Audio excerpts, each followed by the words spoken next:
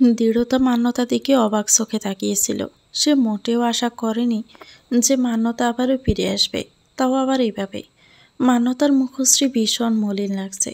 কাঁধে হাত রেখে তাকে জিজ্ঞেস করে, আপু, তুমি এতদিন কোথায় ছিলে? আর তুমি তো আবির ভাইয়ের সাথে গিয়েছিলে, তাহলে আজ হঠাৎ? মান্যতা বলে উঠল, ওই প্রতারকটার নাপ নিস না বোন আমার সামনে। দোষটা আমারই ছিল। আমি আমার সত্যিকারের ভালোবাসাকে চিনতে পারিনি। আমাকে যে সত্যি ভালোবেসেছিল তার ভালোবাসা আমি ফিরিয়ে দিয়েছি, আর তারই ফল আমাকে ভোগ করতে হলো আজ। বলে মান্যতা জাবিরের দিকে তাকায়। জাবিরও অশ্রুসিক্ত চোখে মান্যতার দিকে তাকিয়েছিল। আনিকা চৌধুরী এবারে এগিয়ে এসে দৃঢ়তার পাশে দাঁড়িয়ে বলেন, মানে তুমি এসব কি বলছো? স্পষ্ট করে বলো। তুমি তো জাবিরের সাথে তোমার বিয়ের দিন নিজের প্রেমিকের সাথে পালিয়ে গিয়েছিলে, যার ফলে দৃঢ়তার সাথে জাবিরের বিয়ে হয়। তাহলে আজ তোমার হঠাৎ করে এখানে ফিরে আসার কারণ কি? মান্যতা বলে, আমি ভুল করেছিলাম, আর সেই ভুলের ফলই এখন আমি পাচ্ছি। আমিনা চৌধুরী এবার এগিয়ে এসে বলেন, মান্যতার মানসিক অবস্থা এখন বেশি ভালো না, তাই যা বলার আমি বলছি। গতকাল মান্যতাই আমাকে নিজে থেকে ফোন করে যোগাযোগ করেছিল। আমি তো রেগে ওকে অনেক কথা শুনিয়ে দেই, কারণ ও আমাদের পরিবারের সম্মানে আঘাত এনেছে। কিন্তু পরবর্তীতে যখন ওর অসহায়ত্বের কথা শুনলাম, তখন না বলে আর পারলাম না।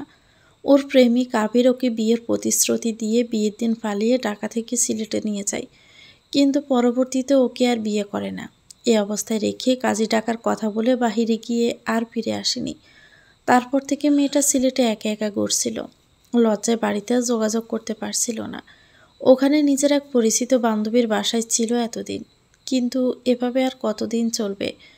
তাই আর কোনো উপায়ান্তর না পেয়ে আমার সাথে যোগাযোগ করেছিল। যদিও আমি ওর উপর রেগেছিলাম, কিন্তু ওর এই অসহায়ত্বের কথা শুনে খুব মায়া হলো আমার, আর তাইতে ওকে ফিরে আসতে বলি।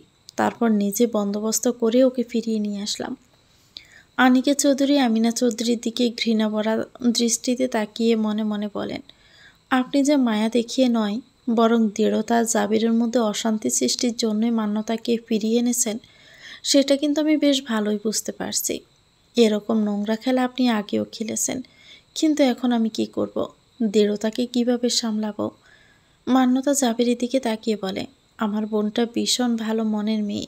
আমি আপনার দাদির কাছে শুনেছি কিভাবে আমার পালিয়ে যাওয়ার রাগ মেটাতে আপনি জোর করে ওকে বিয়ে করে ওর উপর অত্যাচার করছেন। কিন্তু বিশ্বাস করুন, ওর কোনো দোষ নেই। আমি ওকে ভয় দেখিয়েছিলাম যে যদিও আমাকে পালিয়ে যেতে সাহায্য না করে তাহলে আমি নিজেকে শেষ করে দিব, আর সেই ভয়েই ও আমাকে পালাতে সাহায্য করেছে। জাবির নিশ্চুপ ছিল। মান্যতা জাবিরের মুখোমুখি দাঁড়িয়ে বলে, দোষটা আমারই। আমি ওই প্রতারক আবিরের ভালোবাসায় এতটা অন্ধ ছিলাম যে আপনার সত্যিকারের ভালোবাসা আমি দেখতেই পাইনি। আমার ভুলের জন্য আজ এতগুলো জীবন নষ্ট হয়ে গেল। আমিনা চৌধুরী বলে ওঠেন, কোনো কিছু এখনো নষ্ট হয়নি, এখনো সুযোগ আছে সব ভুল শুধরে নেওয়ার। মানে? জাবির আর দৃঢ়তার বিয়েটা তো কোনো বিয়েই নয়। জাবির তো জেদের বশে এক প্রকার প্রতিশোধ নিতে বিয়েটা করেছে, কিন্তু আসলে তো ও এখনো মান্যতাকেই ভালোবাসে, সেটা আমি জানি। জাবিরের পক্ষে কখনো দৃঢ়তাকে স্ত্রী হিসাবে মেনে নেওয়াও সম্ভব না।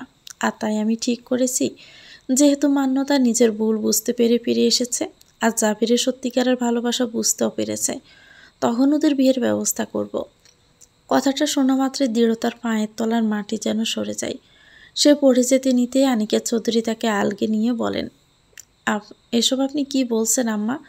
জাবিরের সাথে দৃঢ়তার বিয়ে হয়েছে 1 মাসও হয়নি, আর আপনি এরই মধ্যে জাবিরের অন্য কারোর সাথে বিয়ে দিতে চাইছেন? বিয়েটা কি কোনো ছেলে খেলা নয়। আর জাবিরি দৃঢ়তার তো কোনো সম্পর্ককে একটা নতুন সুযোগ দেওয়া উচিত। আমিনা চৌধুরী বলে ওঠেন, কিসের সুযোগ বড় বৌমা? জাবির মান্যতাকে ভালোবাসে, ওর মন প্রাণ জুড়ে কেবল মান্যতাই আছে। দৃঢ়তার প্রতি ওর কোনো অনুভূতিই নেই, আর না দৃঢ়তার আছে।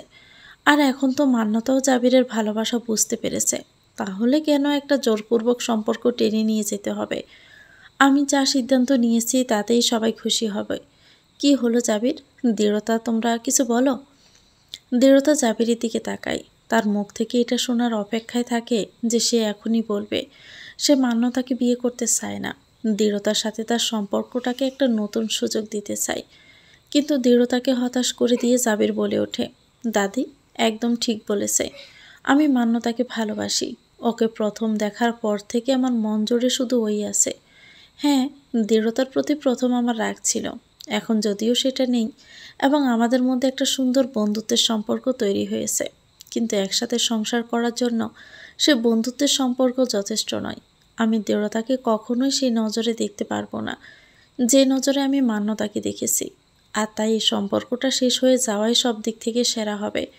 আর মান্যতার জন্য তো আমার মনের জায়গা সব সময় খোলা ছিল। ও যখন ফিরেই এসেছে তখন আমি ওর সাথেই সব কিছু নতুন করে শুরু করতে চাই বলে সে মান্যতার দিকে গভীর আবেগ নিয়ে তাকায়। মান্যতাও জাবিরের কথা শুনে আবেগপ্রবণ হয়ে পড়ে। দৃঢ়তা যেন ভিতর থেকে একদম দুমড়ে মুচড়ে শেষ হয়ে যায়। আনিকা চৌধুরী বলেন, কিন্তু এসবের মাঝে দৃঢ়তার সাথে যে অন্যায় হচ্ছে তার কি হবে? এবার ললিতা চৌধুরী বলে ওঠেন, তুমি চুপ করো তো আপা, আমার ছেলের সুখ তো তোমার সহ্য হয় না, তাই এসব বাজে বকছ।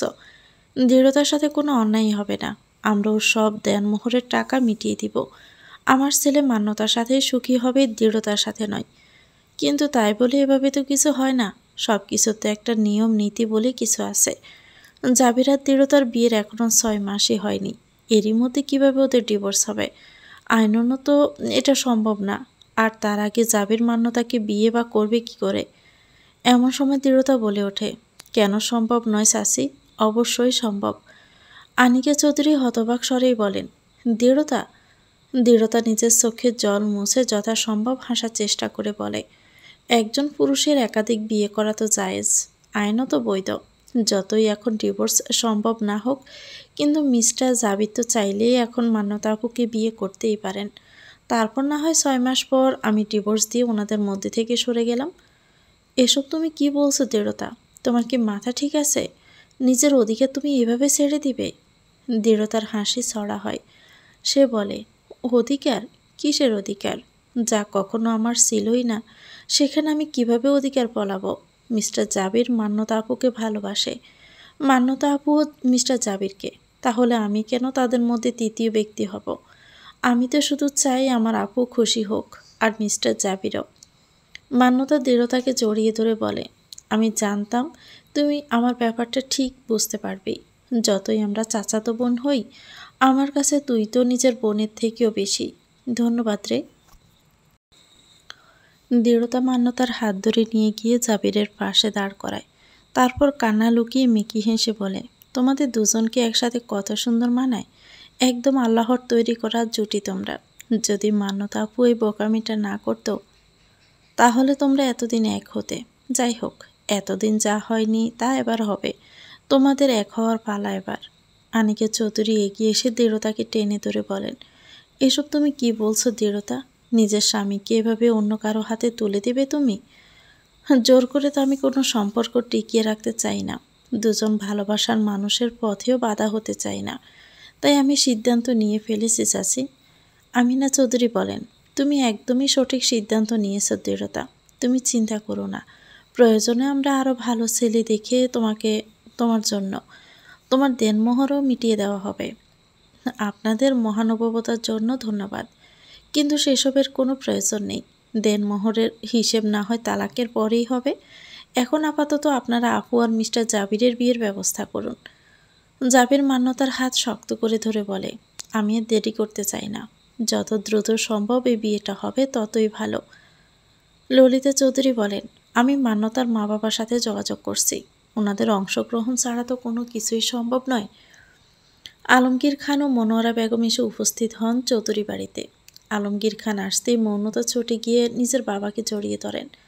আলমগীর খান তো এভাবে নিজের মেয়েকে দেখে অবাক হয়ে যান, বলে ওঠেন, মান্যতা তুই তুই কোথায় চলে গেছিলি মা আমার, আর এখন আবার ফিরে এলি, তাও এখানে? সেসব অনেক কাহিনী আব্বু, আমি তোমায় পরে সব বলবো। এদিকে মনোয়ারা বেগম রেগে বলেন, পরে বলবি মানে কি? দৃঢ়তার শাশুড়ি আমাদের জরুরি তলব করায় আমরা এখানে এলাম, কিন্তু এখানে এসে তোকে দেখতেই হবে, জানলে তো কখনোই আসতাম না। আম্মু চুপ, একদম আমাকে আম্মু বলে ডাকবি না। তুই জানিস তোর জন্য আমাকে আর তোর আব্বুকে কত অপমান সহ্য করতে হয়েছে। আমাদের কথা বাদ দে, তুই বিয়ের আসর থেকে পালিয়ে যাওয়ায় দৃঢ়তাকেই বিয়েটা করে নিতে হয়েছে। তারপরও কত কষ্ট সহ্য করেছে তুই জানিস। আর তুই এখন আবার ঠ্যাং ঠ্যাং করে চলে এসেছিস। কেন এসেছিস তুই এখানে? মান্যতা কান্নারত স্বরে বলে, আমি অনেক বড় ভুল করে ফেলেছি আম্মু, কিন্তু এবার আমি ফিরে এসেছি সব ভুল শুধরে দিতে। কিভাবে সব ভুল শুধরাবি তুই? আমার নাতিকে বিয়ে করে। হঠাৎ করে আমিনা চৌধুরী সেখানে প্রবেশ করে কথাটা বললেন। তার কথাটা শুনে মনোয়ারা বেগম হতবাক সুরে বলেন, এসব আপনি কি বলছেনটা কি? হ্যাঁ, আমরা তো মান্যতার সাথে জাবিরের বিয়ে ঠিক করেছিলাম, কিন্তু মান্যতা পালিয়ে যাওয়ার কারণে আপনার ওই অনাথ মেয়েটাকে মানে দৃঢ়তাকে আমাদের নাতির গাড়ে ঝুলিয়ে দিয়েছেন। এখন যখন মান্যতা আবার ফিরে এসেছে তখন সব কিছু ঠিক করে নিলেই তো হয়। তাছাড়া জাবিরও তো মান্যতাকেই ভালোবাসে। মনোয়ারা বেগম রাগী কণ্ঠে বলেন, পাগল হয়ে গেছেন নাকি আপনারা? দৃঢ়তার সাথে জাবিরের বিয়ে হয়ে গেছে, আর এখন মান্যতার ছি, আপনারা এসব ভাবলেনও বা কী করে? আমি এটা কিছুতেই হতে দিব না। আমিনা চৌধুরী বলেন, শুনুন, আপনাদের অনুমতি নেওয়ার জন্য এখানে ডাকা হয়নি। আপনাদের মান্যতার বাবা মা হিসেবে এখানে বিয়েতে অংশগ্রহণের জন্য ডাকা হয়েছে। আপনারা মানুন বা না মানুন, মান্যতা জাবিরের বিয়ে হবে, তাও 1 সপ্তাহের মধ্যে। মনোয়ারা বেগম আরও কিছু বলতে যাবেন এমন সময় আলমগীর খান বলে ওঠেন, আমি এই বিয়ের প্রস্তাবে রাজি। এমনিতেও জাবিরকে আমার ভীষণ পছন্দ হয়েছিল আমার মেয়েটার বোকামোর জন্য। যাই হোক, এখন যদি আপনারা ওকে নিজেদের বাড়ির বউ করতে চান তাহলে আমার কোনো আপত্তি নেই। মনোয়ারা বেগম বলেন, এসব তুমি কি বলছো মান্যতার বাবা? একবারও কি ভেবে দেখেছো লোকে কি বলবে? এসব কথা সমাজে ছড়িয়ে পড়লেই আমরা কাউকে মুখ দেখাতে পারবো আদৌ? আর তুমি দৃঢ়তার কথাটাও একবার ভাবো। বাবার কি আছে এখানে? দৃঢ়তাকে তো জাবির স্বেচ্ছায় বিয়ে করেনি, আর না দৃঢ়তা করেছে। নেহাতি তাই বলে এখন তুমি নিজের মেয়ের সংসার গড়ার জন্য নিজের ভাতিজির সংসার ভাঙবে? দেখো, আমি তোমার মতো অত মহৎ নই। তোমার যদি মহানুভবতা দেখাতে গিয়ে নিজের মেয়ের সুখ সহ্য না হয় তাহলে সেটা তোমার ব্যাপার, কিন্তু আমার কাছে আমার মেয়ের সুখই প্রাধান্য পাবে। এমনিতেও ও একটা ভুল সিদ্ধান্ত নিয়েছে। এখন যদি ওকে আবারও আমরা বাড়িতে ফিরিয়ে নিয়ে যাই তাহলে কি ভবিষ্যতে আর ওকে কেউ বিয়ে করবে? আর সেখানে চৌধুরী পরিবারের বউ হলে ও যার সুখ আর ঐশ্বর্যে থাকবে তা তো আর কোথাও পাবে না। আর আমিও ব্যবসায়িক দিক থেকে লাভবান হব। ছি, তোমার মতো একটা নিজ মানসিকতার লোকের সাথে এতদিন আমি সংসার করেছি, ভাবতেও আমার লজ্জা করছে। শুধুমাত্র তোমার কথা রাখতে দৃঢ়তা এই বিয়েটা করেছিল, আর তুমি কি না? দৃঢ়তা দৃঢ়তা দৃঢ়তা। আমার ভাইয়ের মেয়ের প্রতি আমার যতটা না টান নেই তার থেকেও বেশি টান তোমার দেখি। ওকে যে ওর বাবা মায়ের মৃত্যুর পর আমি মেয়ের মতো বড় করেছি, সেটাই তো অনেক। তার জন্য এটা করা ওর কর্তব্য ছিল। আমি যদি ও দেখভাল না করতাম তাহলে তো এতদিনে রাস্তায় রাস্তায় ঘুরতো। বাহ, তোমার কত কথা শুনছি ততই অবাক হচ্ছি। মেয়েটা দেখভাল করার জন্য জীবনে এখন তুমি নষ্ট করে দিবে। মান্যতা আবার বিরক্ত স্বরেই বলে, আম্মু, তুমি বেশি ভাবছ। দৃঢ়তার এই বিয়েতে কোনো অসুবিধা নেই। বরঞ্চ ও তো নিজেই বলেছে ও আমার আর জাবিরের মধ্যে থেকে সরে যাবে। ও নিজেই এ বিয়ের আয়োজন করছে। কি? মনোয়ারা বেগম হতবাক হয়ে যান। মান্যতা মনোয়ারা বেগম এবং আলমগীর খানকে গেস্ট রুমের দিকে রেখে আসলো। যদিও বা মনোয়ারা বেগম এখানে থাকতে চাইছিলেন না, কিন্তু স্বামীর জোরাজুরিতে বাধ্য হলো। মান্যতা এভাবে হেঁটে হেঁটে যাচ্ছিল, এমন সময় হঠাৎই কেউ একজন তার হাত ধরে টান দেয়। মান্যতা ভয় পেয়ে বলে ওঠে, কে? কিন্তু কেউ তার মুখ চেপে ধরে। মান্যতা এবার ভালো করে খেয়াল করে দেখে এটা জাবির। মান্যতার ভয় দূর হয়, জাবিরও তার মুখ থেকে হাত সরায়। মান্যতা লাজুক স্বরেই বলে, আপনি? জাবির বলে, হ্যাঁ আমি। এতগুলো দিন অনেক কষ্ট দিয়েছ তুমি আমাকে। বিয়ের মঞ্চে আমাকে বসিয়ে রেখে পালিয়ে গেছো, কিন্তু এবার আর আমি তোমায় পালাতে দিব না। বলে টান দিয়ে জাবির মান্যতাকে নিজের বুকের আরও কাছে টেনে নিয়ে বলে, এবার আমি তোমাকে নিজের এত কাছে আনবো যে তুমি চাইলেও আমার কাছ থেকে দূরে সরে যেতে পারবে না। বলে জাবির মান্যতার কপালে একটা চুমু খায়। এমন সময় হঠাৎ কোনো কিছু পড়ে যাওয়ার শব্দ পেয়ে দুজনের ধ্যান ভাঙে। জাবির দূরে সরে যায়। মান্যতা একটু এগিয়ে এসে দেখে দৃঢ়তা ফ্লোরে পড়ে থাকা একটা ভাঙা গ্লাস তুলছে। মান্যতা বলে, উফ দৃঢ়তা, তুইও না একটা কাজও দেখে করতে পারিস না? এমন সময় একটা কাজ লেগে দৃঢ়তার হাত কেটে যাওয়া দেখে মান্যতা বলে, আরে হাত কেটে ফেললি দেখি, খুব ব্যথা হচ্ছে তাই না? জাবিরও ততক্ষণে এসে সেখানে দাঁড়ায়। দৃঢ়তা তার দিকে তাকিয়ে আনমনে বলে, হুম, খুব। দৃঢ়তা নিজের জন্য বরাদ্দকৃত রুমে এসে বিছানায় শুয়ে কাঁদতে শুরু করে। তার চোখের সামনে বারংবার মান্যতা ও জাবিরের ঘনিষ্ঠ দৃশ্যগুলো ভেসে উঠছিল। দৃঢ়তা বলে ওঠে, কেন আল্লাহ, কেন? আমার ভাগ্যে এত কষ্ট কেন লিখে রাখলে তুমি? আমি যে আর পারছি না সহ্য করতে। আল্লাহ, তুমি আমাকে আরও ধৈর্য দাও। এমন সময় হঠাৎ করে মনোয়ারা বেগম দৃঢ়তার রুমে চলে আসেন। তিনি এসে দৃঢ়তাকে এভাবে কাঁদতে দেখে ঘাবড়ে গেলেন। তার চোখেও জল এলো। তিনি ক্রন্দনরত স্বরেই বললেন, দৃঢ়তা। দৃঢ়তা মনোয়ারা বেগমের কণ্ঠস্বর শুনে উঠে বসল।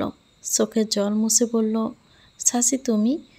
মনোয়ারা বেগম এগিয়ে এসে দৃঢ়তাকে জড়িয়ে ধরেন। বলেন, আমার থেকে তোকে কিছু লুকাতে হবে না। আমি বুঝতে পারছি তোর কষ্টটা। কেন এই অন্যায় মেনে নিচ্ছিস দৃঢ়তা?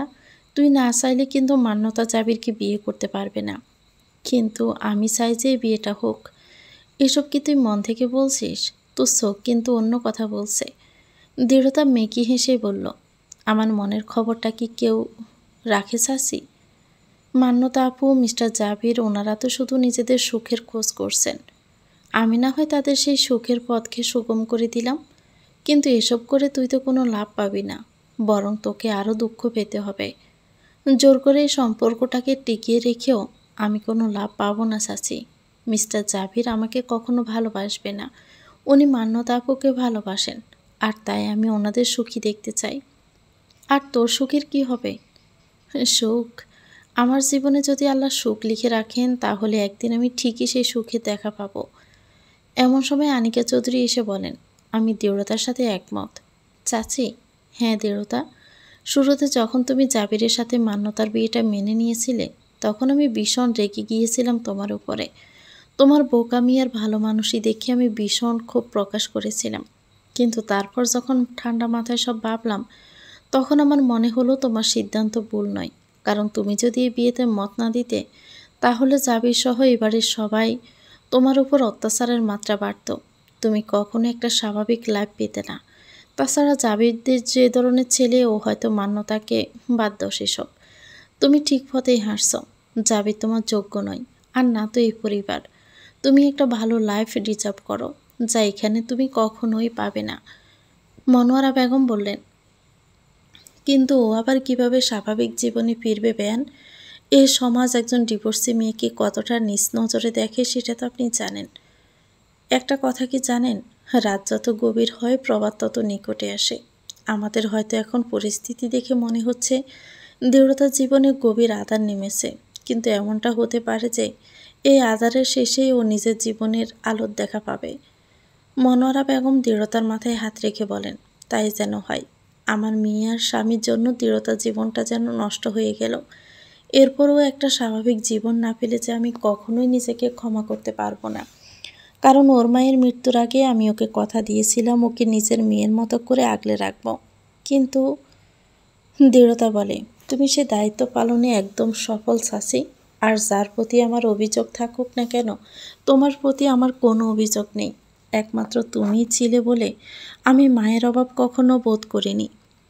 আনিকা চৌধুরীও বলেন, হ্যাঁ, আমি দৃঢ়তার কাছে আপনার ব্যাপারে অনেক শুনেছি। আপনি যেভাবে ওকে আগলে রেখেছেন, সেটা আজকালকার যুগে কজনই বা করে। ওকে নিয়ে আর চিন্তা করবেন না, আমি আছি তো। আমার নিজের জীবনটাই চৌধুরী পরিবারের জন্য তছনছ হয়ে গেছে, কিন্তু দৃঢ়তার জীবন আমি তছনছ হতে দিব না। ওর জীবন সাজিয়ে দেওয়ার দায়িত্ব আমার। গোটা চৌধুরী বাড়ি সেজে উঠেছে বর্ণিল সাজে। জাবির ও মান্যতার বিয়ে উপলক্ষে বিরাট আয়োজন করা হয়েছে।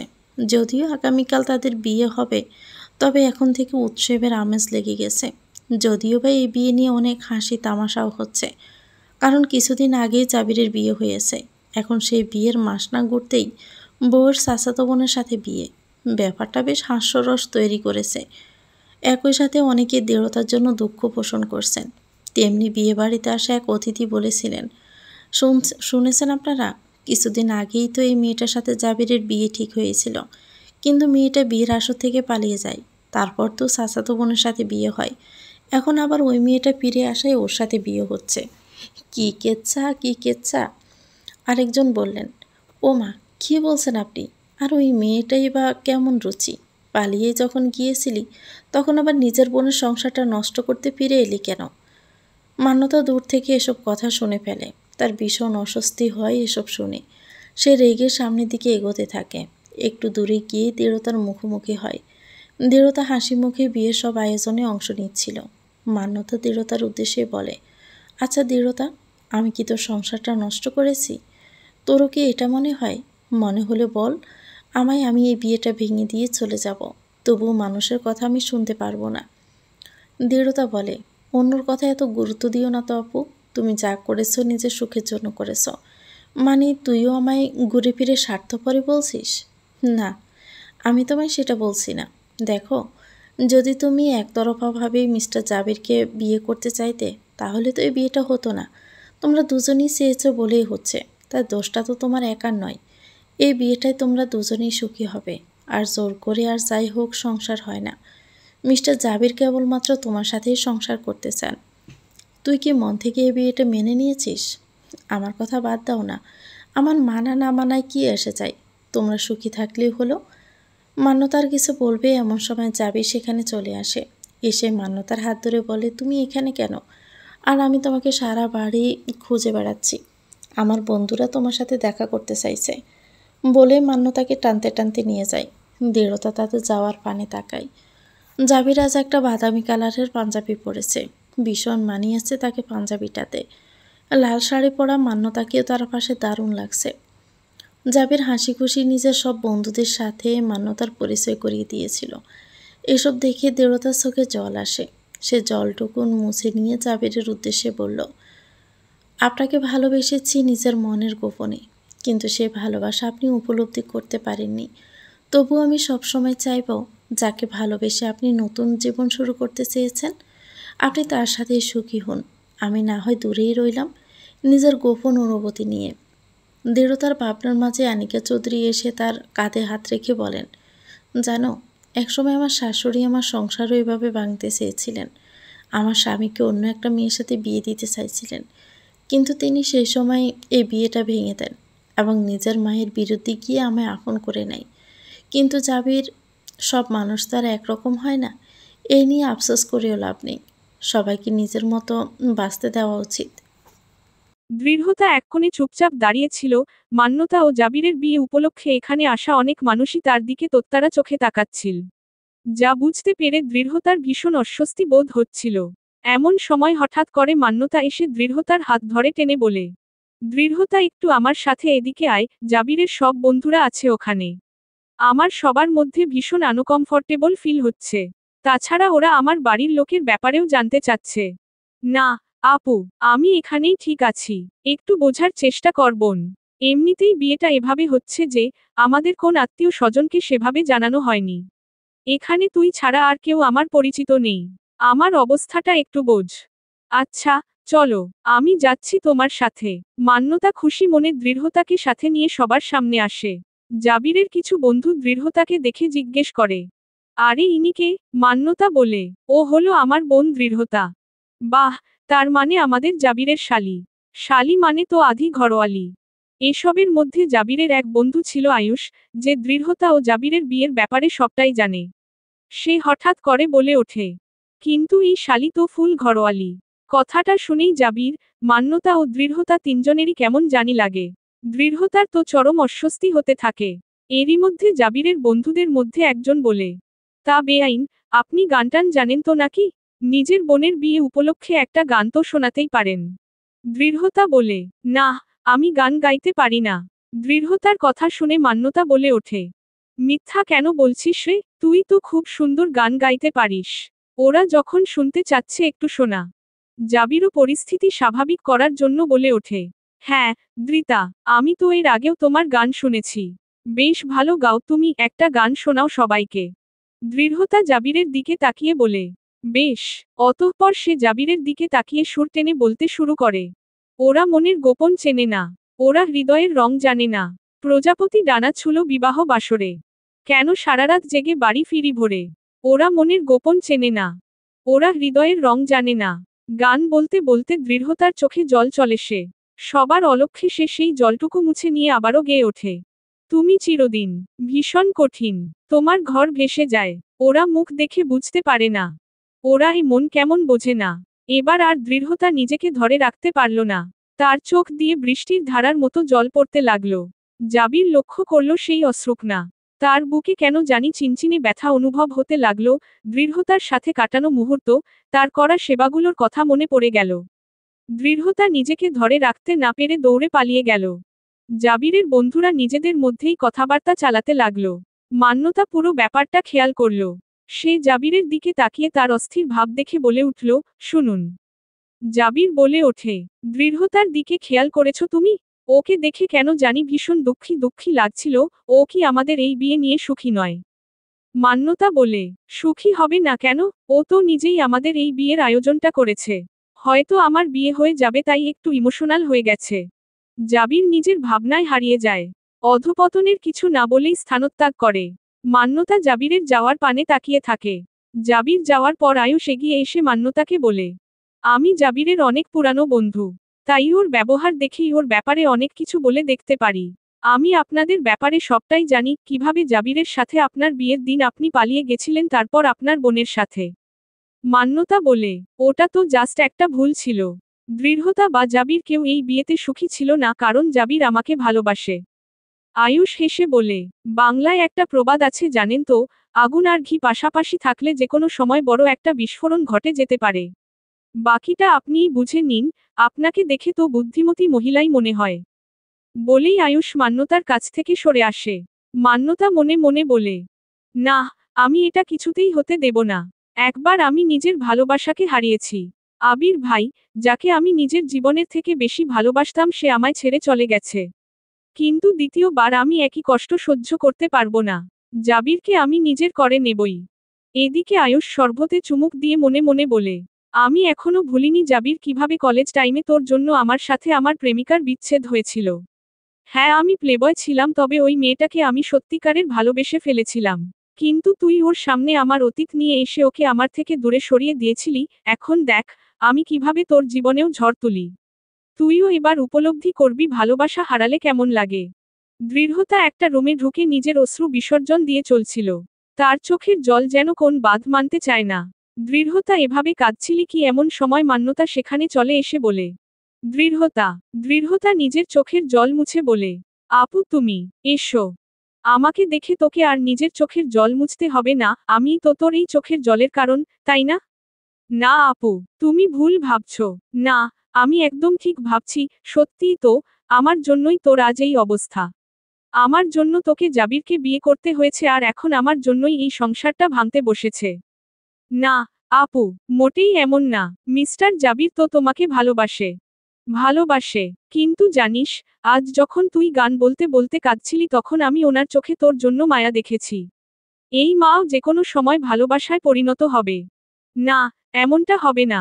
আমি ওনাকে ডিভোর্স দিয়ে তোমাদের জীবন থেকে চলে যাব। না, তোকে এমনটা করতে হবে না দৃঢ়তা। আমি একটা কাজ করি, জাবিরের সাথে নিজের বিয়েটা ভেঙে দেই। তারপর তুই জাবিরের সাথে সুখে সংসার কর। আমার আর কি, আবির ভাই তো আমায় ধোঁকা দিয়েছে, বাকিটা জীবন না হয় তার স্মৃতি নিয়েই কাটিয়ে দেব। সমাজ আমায় ছি ছি করবে, মা বাবার চোখেও একসময় বিষ হয়ে উঠব। সবাই আমায় নোংরা কথায় বিদ্ধ করবে। তারপর না হয় একদিন গলায় স দিয়ে। দৃঢ়তা মান্যতার মুখে হাত দিয়ে তাকে থামিয়ে দিয়ে বলে, আপু, এসব কি আবোলতাবোল বলছো তুমি? এমন কিচ্ছু হবে না। তুমি মিস্টার জাবিরকে বিয়ে করবে। ওনার সাথে সুখে সংসার করবে, বুঝেছ? কিন্তু তোর সাথে ওনার ডিভোর্সের তো আরো 6 মাস আছে।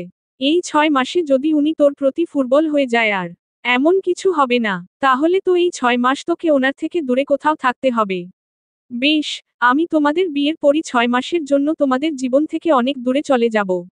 মান্যতা দৃঢ়তাকে জড়িয়ে ধরে মনে মনে বলে, এটাই তো আমি চাইছিলাম। আমি জানতাম, এভাবে ব্ল্যাকমেইল করলেই এই বোকা দৃঢ়তা গলে যাবে। এবার আমার আর জাবিরের এক হওয়া আর কেউ আটকাতে পারবে না। দৃঢ়তা নিজের হাতে মান্যতা ও জাবিরের গায়ে হলুদ উপলক্ষে হলুদ বাটছে। আনিকা চৌধুরী কিছু কাজে ব্যস্ত ছিলেন। সেসব কাজ শেষ করে এসে দৃঢ়তাকে এভাবে বসে থেকে হলুদ বাটতে দেখে তিনি ভীষণ রেগে যান। দৃঢ়তার হাত ধরে টেনে তুলে বলেন, এসব কি করছো তুমি দৃঢ়তা? তোমার মাথা ঠিক আছে তো?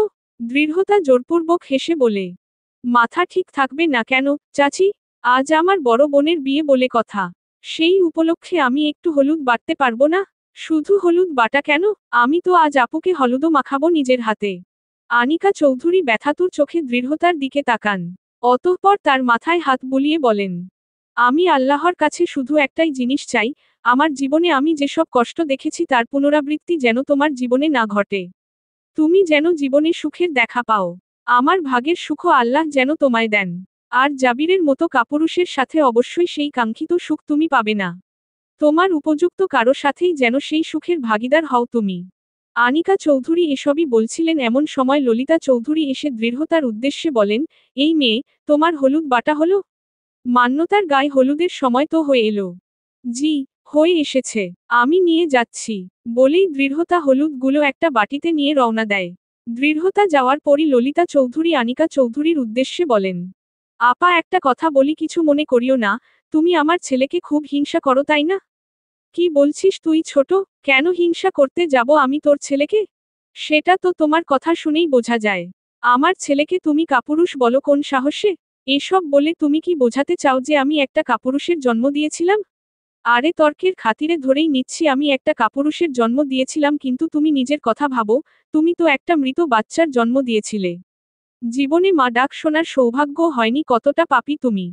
ছোট, গলা নামিয়ে, তোমার মতো বন্ধা মানুষের এত উঁচু গলা মানায় না। ললিতা চৌধুরীর কথা শুনে আনিকা চৌধুরীর চোখে জল চলে আসে। তার পুরানো ক্ষত যেন আবার তাজা হয়ে ওঠে। মনে পড়ে যায় সন্তান হারানোর বেদনা। দৃঢ়তা হলুদ নিয়ে উপস্থিত হয়েছে গায়ে হলুদের স্থানে। অতঃপর সবাই মিলে ভীষণ আনন্দ করে গায়ে হলুদের আয়োজন শুরু হবে। মান্যতার কিছু বান্ধবী ও জাবিরদের কিছু আত্মীয় স্বজন উপস্থিত আছে এখানে। মান্যতারই এক বান্ধবী দৃঢ়তার উদ্দেশ্যে বলে, তোমাকে দেখে আমি সত্যিই ভীষণ অবাক হচ্ছি দৃঢ়তা। তুমি কিভাবে এত সহজে নিজের স্বামীর ভাগ কাউকে ছেড়ে দিলে? আমি হলে তো কখনোই পারতাম না। দৃঢ়তা কিছু বলার আগেই মান্যতা বলে ওঠে, সবাইকে কি তোরা নিজেদের মতো হিংসুটে আর স্বার্থপর ভাবিস? আমার বোন মোটেই অমন নয়। ও বুঝদার, ও জানে জাবির শুধু আমাকে ভালোবাসে আর ওর মনে অনুভূতি শুধু আমার জন্য। সেজন্যই আর আমাদের মাঝে বাধা হয়ে দাঁড়ায়নি। কারণ ও চায় আমি আর জাবির সুখী হই। তাছাড়া আমার বোনের কি কোন দিক দিয়ে কম আছে নাকি? দেখবি ও জীবনে আরো ভালো জীবনসঙ্গী পাবে, যে ওকে সুখী রাখবে। এবার মান্যতার সেই বান্ধবী মান্যতার উদ্দেশ্যে বলে, সে তো চাইলে তুইও অন্য একটা জীবনসঙ্গী বেছে নিতে পারতি। এভাবে নিজের বোনের সংসার ভাঙছিস কেন? দৃঢ়তা বলে ওঠে, আপু আমার সংসার ভাঙছে না। এই সংসারটা কখনো আমি গড়িনি। এই পরিবারে কেউ আমায় মেনে নেয়নি আর হয়তো কখনো মানতও না।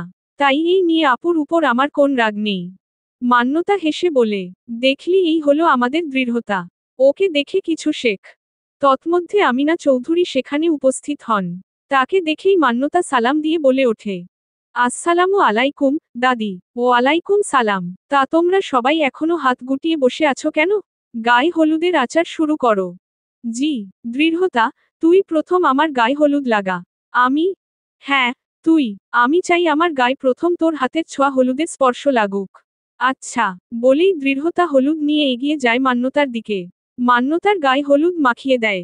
মান্যতা আশেপাশে তাকিয়ে সুযোগ বুঝে দৃঢ়তার কানে কানে বলে, কালকে কি বলেছিলাম মনে আছে তো?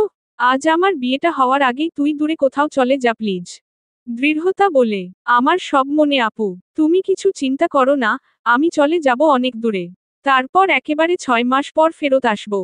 আমিনা চৌধুরী দূরে দাঁড়িয়ে মনে মনে ভাবেন, এই বিয়েটাতে যাতে কোন বাধা না আসে সেটা আমায় দেখতে হবে। অনেক কষ্টে এই দৃঢ়তাকে দূর করতে পেরেছি, এবার বড় বৌমাকে বের করার পালা। পুরো বাড়ি আলোকসজ্জা ও বাদ্যযন্ত্রের শব্দে ম করছে। বিয়ের আমেজ ছড়িয়ে পড়েছে চৌধুরী বাড়িময়। এই আয়োজনের মধ্যেই দৃঢ়তাও অনেক সুন্দরভাবে সেজেছে। তার পরনে একটা হলুদ শাড়ি।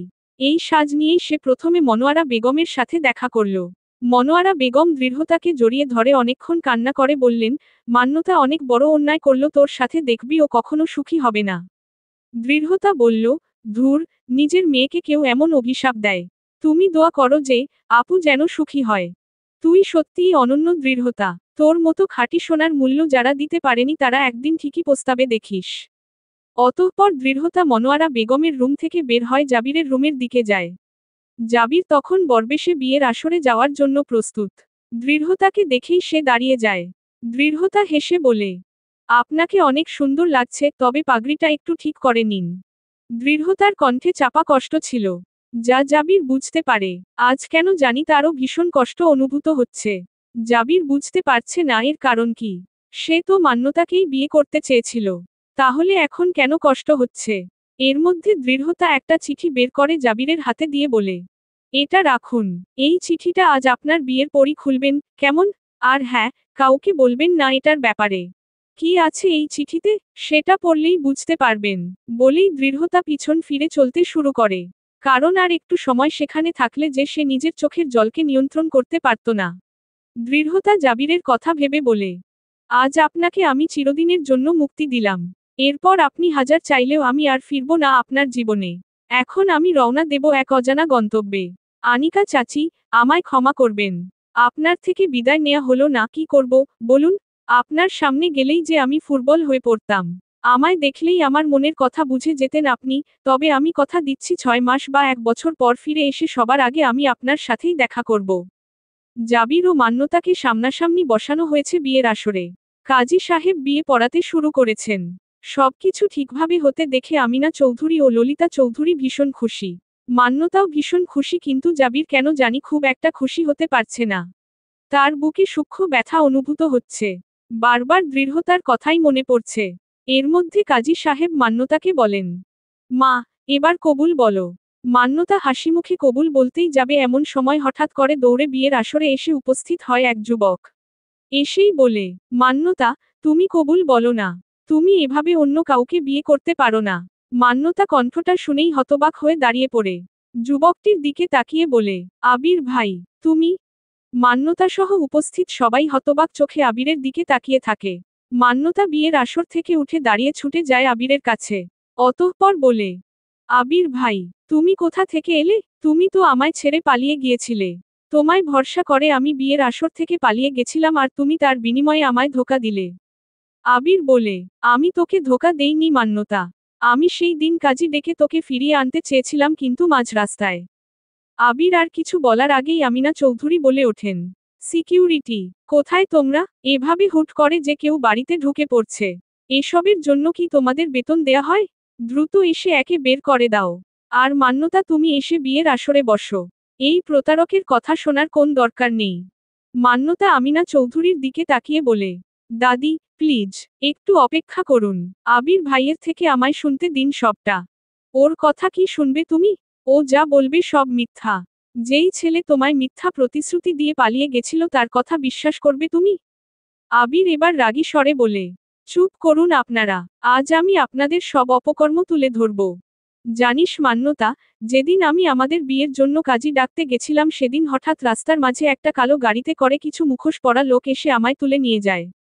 এরপর তারা আমায় নিয়ে গিয়ে এতদিন একটা বদ্ধ ঘরে আটকে রেখেছিল। এজন্যই আমি এতদিন তোর কাছে ফিরতে পারিনি। কিন্তু আমি রোজ ওই লোকগুলোর কথা শুনতাম যে, ওদের ফোনে কেউ বলতো, আমাকে বেঁধে রাখতে। এমনকি গতকাল তো ওরা আমায় মেরে ফেলারও পরিকল্পনা করেছিল। কিন্তু আমি চালাকি করে পালিয়ে আসি। তারপর সিলেট থেকে সোজা ঢাকার বাস ধরে আজ ঢাকায় আসি। প্রথমেই আমি তোদের বাসায় যাই, কিন্তু সেখানে তোর খোঁজ পাই না। তারপর তোর কিছু প্রতিবেশীর সাথে কথা বলে সবটা জেনে এখানে ছুটে এলাম। কিন্তু এখানে এসে এমন কিছু দেখব ভাবিনি। তুই আমাকে ছেড়ে এই লোকটাকে বিয়ে করবি মান্যতা? মান্যতা ক্রন্দনরত স্বরে বলে, না, আমি শুধু তোমাকে ভালোবাসি আবির ভাই। এই বিয়েটা তো আমি বাধ্য হয়ে করছিলাম। কারণ আমি ভেবেছিলাম তুমি আমায় ঠকিয়ে পালিয়ে গেছো। আবির কখনো তার মান্যতাকে ফেলে পালাতে পারে? ললিতা চৌধুরী আমিনা চৌধুরীর উদ্দেশ্যে বলেন, আম্মা, এসব কি হচ্ছে? আমি তো কিছুই বুঝতে পারছি না। আমিনা চৌধুরী এগিয়ে এসে মান্যতাকে বলেন, এই প্রতারককে তুমি বিশ্বাস করবে মান্যতা? আমরা এত কিছুর পরেও তোমাকে আমাদের বাড়ির বউয়ের স্বীকৃতি দিতে রাজি হয়েছি, আর তুমি? মান্যতা বলে, আমার উপর কোন দয়া করেননি আপনারা?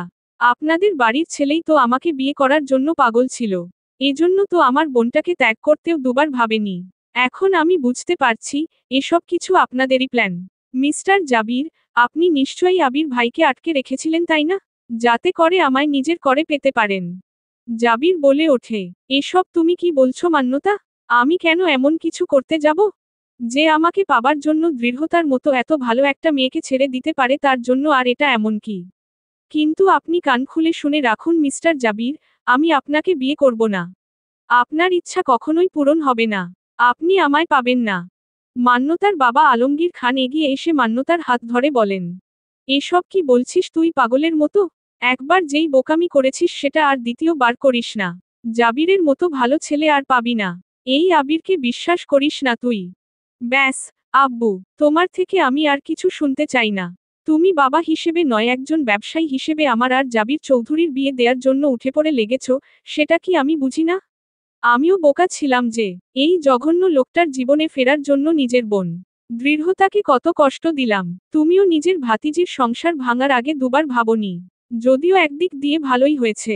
দৃঢ়তা এই জাবির চৌধুরীর মতো জঘন্য লোককে ডিজার্ভ করে না। আমি আশা করব, ও যেখানেই গেছে ভালো কাউকে পাক, তাকে নিয়ে সুখী হোক। মনোয়ারা বেগম এগিয়ে এসে বলেন, কি বলছিস তুই? কোথায় গেছে দৃঢ়তা? জানি না, কিন্তু যেখানেই গেছে সেখানে সুখী হোক। এখন আমি এসব নিয়ে আর কিছু বলতে চাই না। আমি এখন আবির ভাইকে বিয়ে করে নিতে চাই। বলা তো যায় না, চারপাশে যা শকুন আর ঈগলের কারবার, কখন কার নজর লেগে আবার আমরা আলাদা হয়ে যাই। আমিনা চৌধুরী ক্ষোভে ফেটে পড়ে বলেন, এই মেয়ে, এক্ষুনি বেরিয়ে যাও এই বাড়ি থেকে। কি ভেবেছোটা কি তুমি? তোমাকে বিয়ে না করলে আমার নাতি মরে যাবে? মোটেই না, এটা তো আমাদের মহানুভবতা যে আমরা তোমার মতো একটা থার্ড ক্লাস মেয়েকে সুযোগ দিয়েছিলাম। তুমি বা তোমার বোন কেউ আমার নাতির যোগ্য না। ওর জন্য আমি আরো ভালো মেয়ে খুঁজে বের করব। মান্যতা বলে, ভালো মেয়ে পরে খুঁজবেন, আগে পুলিশের মামলা সামলান। আপনাদের নামে আমি প্রতারণা ও অপহরণের কেস করব। আবির ভাইকে আটকে রাখার জন্য আপনার নাতিকে আমি জেলের ভাত খাওয়াবো। ললিতা চৌধুরী এগিয়ে এসে বলেন, মান্যতা, তোমার এত বড় সাহস আমার ছেলেকে জেলের ভাত খাওয়াতে চাও? তোমাকে তো আমি বলেই যেই না মান্যতার গায়ে হাত তুলতে যাবে, এমন সময় মান্যতা তার হাতটা ধরে বলে, খবরদার, আমি দৃঢ়তা নই। আপনার ভাগ্য ভালো যে আমি আপনার ছেলের বউ হয়ে আসিনি। না হলে আমার উপর হাত তুললে না হাত ভেঙে গুঁড়ো গুঁড়ো করে রেখে দিতাম। বলেই সে ললিতা চৌধুরীকে ধাক্কা দিয়ে দূরে সরিয়ে দিয়ে আবিরের হাত ধরে বলে, চলো এখন এখান থেকে, আমরা কাজী অফিসে গিয়ে বিয়ে করে নেই। কেউ আমাদের বিয়ে মানুক বা না মানুক তাতে কিছু যায় আসে না। বলেই তারা বেরিয়ে যায়। মনোয়ারা বেগম আহাজারি করে বলেন, আমার দৃঢ়তা কোথায় গেল? এদিকে আকস্মিকতায় বিধ্বস্ত জাবিরের হঠাৎ দৃঢ়তার দেয়া চিঠিটার কথা মনে পড়ে। চিঠিটা সে নিজের ঘরে রেখেছিল, তাই ছুটে যায় চিঠিটা পড়তে। আনিকা চৌধুরী এতক্ষণ ঘরের ভেতরে থেকে সব দেখছিলেন। এবার তিনি বাইরে এসে আমিনা চৌধুরীর উদ্দেশ্যে বললেন, আজ আরও একবার আপনার করা অন্যায়ের জন্য আরও কয়েকটা জীবন তছনছ হয়ে গেল। আমি বুঝি না, এত অন্যায় করার পরও কি আপনার পাপের ঘরা পূর্ণ হয়নি? আজরাইল কি আপনাকে চোখে দেখে না? বড় বৌমা, দৃঢ়তা ট্রেনে করে যাচ্ছিল এক অজানা গন্তব্যের দিকে। চাঁদনি রাতের হালকা আলোয় বাইরের কিছু দৃশ্য দেখা যাচ্ছিল। ট্রেনের শব্দ তার কানে লাগছিল। এই ট্রেনের মতো দৃঢ়তাও আজ ছুটে চলেছে এক অজানা গন্তব্যে। দৃঢ়তা এবার মনে মনে বলে, যেই দৃঢ়তাকে এতদিন সবাই চিনত সেই দৃঢ়তা আর থাকবে না। এরপর আবার যখন আমি ফিরব এই ঢাকা শহরে, তখন সবাই এক নতুন দৃঢ়তাকে দেখতে পাবে। বলেই সে ঢাকা চট্টগ্রামগামী ট্রেনটির টিকিটে একবার চোখ বুলিয়ে বলে, চট্টগ্রাম, এই শহরেই এক নতুন দৃঢ়তার উত্থান ঘটবে। দৃঢ়তা চট্টগ্রাম রেল স্টেশনে পৌঁছে ট্রেন থেকে নামে। এই শহর তার কাছে বড্ড অচেনা, সে জানেও না এখন কোথাও যাবে, তবুও অক্লান্ত মুসাফিরের মতো পথ চলতে শুরু করল। সময় তখন মাঝরাত। এত রাতে চলাফেরা একটা মেয়ের জন্য নিরাপদ না। দৃঢ়তারও একটু ভয় করছে এখন। কিন্তু এখন আপাতত তার অন্য কোন উপায়ও নেই। একটু দূরে গিয়ে একটা সিএনজি নিয়ে সেখানে উঠে পড়ল দৃঢ়তা। তবে সিএনজিতে ওঠার পর থেকেই লক্ষ্য করল যে সিএনজি চালক তার দিকে কিরকম অদ্ভুতভাবে তাকাচ্ছিল। ব্যাপারটা তার খটকা লাগে, তবুও সে বলে, ভাইয়া, আমাকে একটু হালিশহরের দিকে নিয়ে চলুন। সিএনজি চালক হঠাৎ বলে উঠল, আপনি কি এই শহরে নতুন ম্যাডাম? হ্যাঁ, মানে ওই আর কি। দৃঢ়তা স্বাভাবিক হওয়ার চেষ্টা করল, কিন্তু তার ভীষণ ভয় করছিল। দৃঢ়তা চোখ বন্ধ করে মনে মনে বলে, হে আল্লাহ, একবার শুধু আমার সুস্থ স্বাভাবিকভাবে হালিশহরে পৌঁছে দাও। ওখানে গিয়ে কোন ঘর ভাড়া নিয়ে থাকতে হবে, আপাতত যা জমানো টাকা আছে সেসব দিয়েই চলতে হবে। তারপর দেখা যাক কোন কাজের জোগাড় করতে পারি যদি। দৃঢ়তার ভাবনার মাঝেই হঠাৎ করে সিএনজি চালক সিএনজিটা ঘুরিয়ে একটা অন্ধকার পথে নিয়ে যেতে থাকে। দৃঢ়তা বলে ওঠে, ভাইয়া, এটা কোন দিকে নিয়ে যাচ্ছেন? দেখে তো মনে হচ্ছে এটা জঙ্গলময় একটা পথ।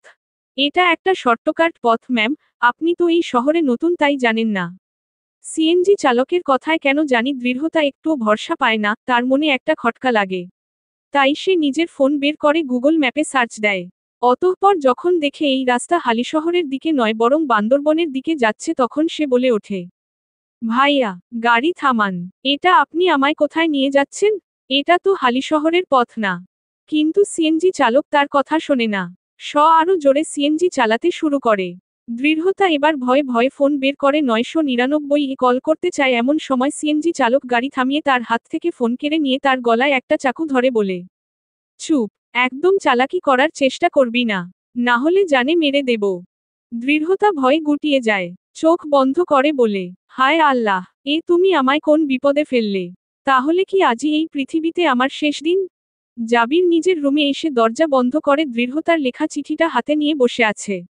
বারবার করে সে চিঠিতে লেখা হৃদয়বিদারক কথাগুলো পড়ছে। মিস্টার জাবির, আপনাকে দেয়া এটাই হয়তো আমার প্রথম এবং শেষ চিঠি। প্রথমেই আপনার নতুন জীবনের জন্য শুভেচ্ছা জানাই। আশা করি, যাকে ভালোবেসে আপনি নিজের জীবনসঙ্গী হিসেবে বেছে নিয়েছেন তার সাথে অনেক সুখী হবেন। মান্যতা আপু আর আপনি হয়তো একে অপরের জন্য তৈরি। আমিই হয়তো তৃতীয় ব্যক্তি হয়ে আপনাদের মাঝে চলে এসেছিলাম। তবে যাই হোক, এত কিছুর পরে যে আপনারা এক হতে চলেছেন এটাই অনেক। আপনাদের মাঝে আর আমি দেয়াল হয়ে দাঁড়াতে চাই না। তাই আপনাদের দৃশ্যসীমার বাইরে অনেক দূরে চলে যাচ্ছি। তবে কোন চিন্তা করবেন না, 6 মাস পর আমি ঠিকই ফিরে আসব। ফিরে এসে আপনাকে এই মিথ্যা সম্পর্ক থেকে মুক্তি দেব। ততদিন পর্যন্ত নিজের খেয়াল রাখবেন এবং মান্যতা আপুরও। আবারও আপনাদের জন্য শুভকামনা জানিয়ে চিঠিটা এখানেই শেষ করছি। চিঠিটা পড়ে জাবির ভীষণ অস্থির বোধ করছিল। আচমকা সে উঠে দাঁড়ায়। তার চোখ দিয়ে অনবরত জল পড়ছিল। জাবির দেয়ালে আঘাত করতে করতে নিজের হাতের রক্ত বের করে ফেলে। তবুও এ যন্ত্রণা যেন তার হৃদয়ের অসীম যন্ত্রণার কাছে কিছুই না। জাবির বলে, আমি ভুল ছিলাম দৃঢ়তা। তাই তোমার মতো একটা ভালো মেয়েকে আমি এত কষ্ট দিয়েছি। হিরে ফেলে কাচের পেছনে ছুটেছি। তবে এবার আর না, এবার আমি নিজের সব ভুল শুধরে নেব। তোমাকে আবার আমি নিজের করে নেব। বলেই জাবির ঘর থেকে বের হয়। অতঃপর ড্রয়িং রুমে যেতেই ললিতা চৌধুরী তার পথ আটকে বলেন, এত রাতে তুমি কোথায় যাচ্ছ জাবির? আমাকে আজ আটকিও না, আম্মু। আমি যা ভুল করেছি এবার তা সংশোধন করতে হবে। মানে কি বলছো তুমি? আমি দৃঢ়তাকে ফিরিয়ে আনতে যাচ্ছি। এমন সময় আমিনা চৌধুরী সেখানে উপস্থিত হয়ে বলেন, ওই মেয়ে আর এই বাড়িতে ফিরবে না। আমি সেটা বরদাস্ত করব না। দাদি, এত কিছু ঘটে যাবার পরেও তুমি এই কথা বলবে? হ্যাঁ, বলবো। আমি তোমার জন্য মেয়ে দেখা শুরু করছি। চৌধুরী পরিবারের এত খারাপ দিন আসেনি যে দৃঢ়তার মতো মেয়েকে মাথায় তুলে ফিরিয়ে আনতে হবে। ও যেখানে গেছে যাক, এমনিতেই ওর বোন আমাদের কম অপমান করেনি। তোমরা যাই বলো, আমি আর তোমাদের কোন কথা শুনবো না। তোমাদের কথা শুনে আমি জীবনে অনেক ভুল করেছি কিন্তু আর না। এবার সব শোধরানোর পালা। আনিকা চৌধুরী সিঁড়ি দিয়ে নামতে নামতে বলেন, কিন্তু জাবির, কিছু ভুল এমন আছে যা সময়মতো শোধরাতে না পারলে আর কখনো শোধরানো যায় না। দৃঢ়তার সাথে তুমি যতটা অন্যায় করেছ তারপর ওকে আর নিজের জীবনে ফিরে পাওয়ার আশাও করো না। আর কে কি করবে জানি না। কিন্তু আমি দৃঢ়তাকে তোমার জীবনে ফিরতে দেব না। চাচি তুমি এই কথা বলছো? কিন্তু তুমি তো চেয়েছিলে যে আমি দৃঢ়তার সাথে সংসার করি। চেয়েছিলাম, কিন্তু এখন আর চাই না। কারণ দৃঢ়তা একটা খাঁটি সোনা। আর খাঁটি সোনা সবার গায়ে মানায় না। বলেই তিনি আমিনা চৌধুরীর দিকে রাগী চোখে তাকান। জাবির বলে ওঠে, তোমরা যা খুশি বলো কিন্তু আমি যা সিদ্ধান্ত নিয়েছি তাই করব, দৃঢ়তাকে ফিরিয়ে আনবই। বলেই জাবির বেরিয়ে যায়। ললিতা চৌধুরী বলে ওঠেন, জাবির, শোনো আমার কথা এভাবে যেও না। কিন্তু জাবির দাঁড়ায় না। ললিতা চৌধুরী এবার সব রাগ আনিকা চৌধুরীর উপর উগরে দিয়ে বলেন, তুমি আমার ছেলেকে উস্কে দিয়েছ তাই না? আমার ছেলেটার সাথে তুমি সবসময় এমন শত্রুতা করো, নিজে তো মা হতে পারোনি, সেই রাগ আমার ছেলের উপর মেটাও। ছোট, মুখ সামলে কথা বল। না হলে, আমিনা চৌধুরী বলে ওঠেন, কেন মুখ সামলাবে ও? ভুল কিছু বলেছে কি? যা সত্য তাই বলেছে। আনিকা চৌধুরী এবার দ্ব্যর্থহীন কণ্ঠে বললেন, আসল সত্য কি আম্মা? সেটা কি আপনি আমায় বলবেন কখনো? জানেন কি, আমার কেন জানি আজও বিশ্বাস হয় না যে আমি একটা মৃত সন্তানের জন্ম দিয়েছিলাম। কারণ আমার সন্তান জন্মানোর পর আমি তার কান্নার আওয়াজ শুনেছিলাম। কিন্তু তারপর, হঠাৎ করেই আমি জ্ঞান হারিয়ে ফেলি। আর জ্ঞান ফেরার পর জানতে পারি আমি মৃত সন্তানের জন্ম দিয়েছি। আচ্ছা, এমন নয় তো যে আপনারাই চক্রান্ত করে আমার সন্তানকে আমার থেকে আলাদা করে দিয়েছেন? কথাটা শোনামাত্রই ললিতা চৌধুরী ভয়ার্ত চোখে আমিনা চৌধুরীর দিকে তাকিয়ে ঢোক গেলেন। তবে আমিনা চৌধুরী ইশারা করে তাকে স্থির থাকতে বলেন। তবুও ললিতা চৌধুরী তোতলাতে তোতলাতে বলেন, মানে, কি বলতে চাইছে আপনি আপা? আমিনা চৌধুরী স্পষ্ট বলে দেন, তোমার সন্তান মারা গেছে আর এটাই চরম সত্য, বাস্তবতা মেনে নাও। বলেই তিনি চলে যান। দৃঢ়তা সুযোগ বুঝে সিএনজি থেকে নেমে প্রাণপণে দৌড় দেয়। সিএনজি চালক তার পিছু ছুটছিল, এভাবে দৌড়ানোর দৃঢ়তা কোন কিছু খেয়াল করতে পারে না। হঠাৎ করে তার সামনে একটি গাড়ি চলে আসে এবং সে গাড়ির সাথে ধাক্কা খেয়ে মাটিতে লুটিয়ে পড়ে। কিছু সময় পর একটা যুবক গাড়ি থেকে বেরিয়ে আসে, অতঃপর নিজের চশমা খুলে বলে, হোয়াট দ্য হেল। দৃঢ়তা ভয়ে ভয়ে রাস্তার এক কোণে গিয়েছিল দাঁড়ায়। গাড়ির সাথে ধাক্কা খেয়ে সে ভীষণ আঘাত পেয়েছে, হাত ও পায়ের গোড়ালিতে বেশ ভালোই ক্ষত হয়েছে। ভাগ্যিস সঠিক সময় গাড়িটা থেমে গিয়েছিল, না হলে আরো বড় কোন ক্ষতি হয়ে যেতে পারত।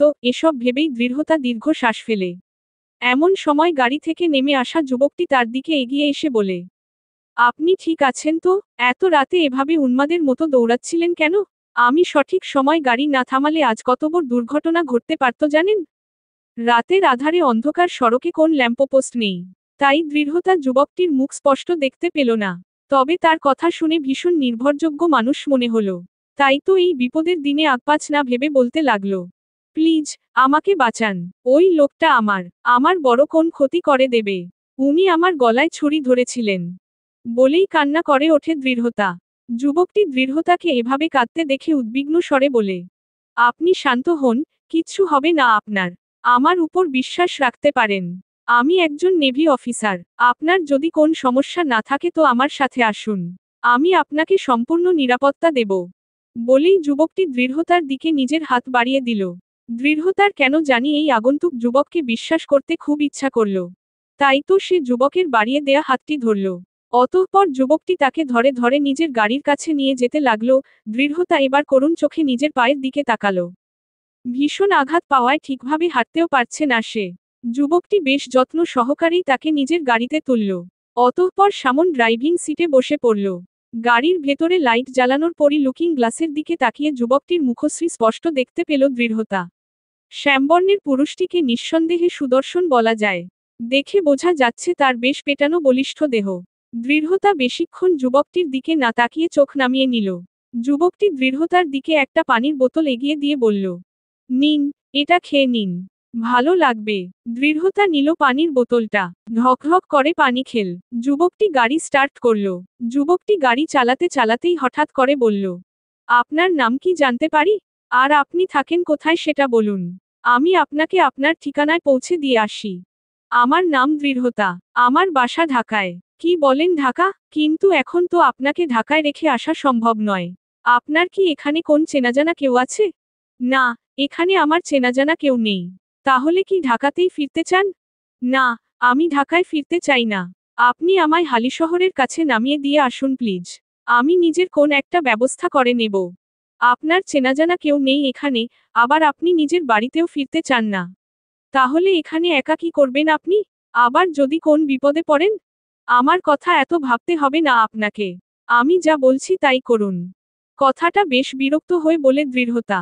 যুবকটি উত্তরে বলে, আপনাকে যখন আমি উদ্ধার করেছি তখন আপনার দায়িত্ব আমার। আমি জানি না আপনি কেন এমন সব অদ্ভুত কথাবার্তা বলছেন, কিন্তু আপনাকে এভাবে একা ছাড়া আমার পক্ষে সম্ভব না। আমার উপর একটু ভরসা রাখুন, আমি আপনাকে নিরাপদ একটা স্থানেই নিয়ে যাব। বলেই যুবকটি নিজের মতো গাড়ি চালাতে শুরু করল। দৃঢ়তা বুঝল না তার কি এই যুবকটির উপর ভরসা করা উচিত নাকি নয়। কিন্তু কোন প্রতিবাদও জানালো না। কয়েক ঘন্টা পর যুবকটি গাড়ি এনে থামালো একটি ফ্ল্যাটের সামনে, অতঃপর দৃঢ়তাকে গাড়ি থেকে নামতে বলল। দৃঢ়তা এবার কিছুটা ভয় পেয়ে বলল, আপনি আমায় কোথায় নিয়ে এসেছেন? ভয় পাবেন না, এটা একটা নিরাপদ স্থান। এখানে আমার খুব ভরসাযোগ্য একজন মানুষ থাকে। তার ভরসাতেই আপনাকে নিয়ে এসেছি। বলেই যুবকটি দৃঢ়তাকে আস্তে করে গাড়ি থেকে নামায়। অতঃপর দৃঢ়তাকে নিয়ে ফ্ল্যাটের ভেতরে প্রবেশ করে লিফটে উঠে। কিছু সময় পর লিফটের দরজা খুলে যায় ৮ম ফ্লোরে গিয়ে। যুবকটি দৃঢ়তাকে নিয়ে লিফট থেকে নামে। অতঃপর একটু এগিয়ে গিয়ে একটা দরজার সামনে গিয়ে কলিং বেল বাজায়। কিছু সময় পর একজন মহিলা এসে দরজা খুলে দেয়। যুবকটি মহিলাটিকে দেখেই স্মিত হাসে। অতঃপর বলে, আসসালামু আলাইকুম ভাবি, এত রাতে বিরক্ত করার জন্য দুঃখিত।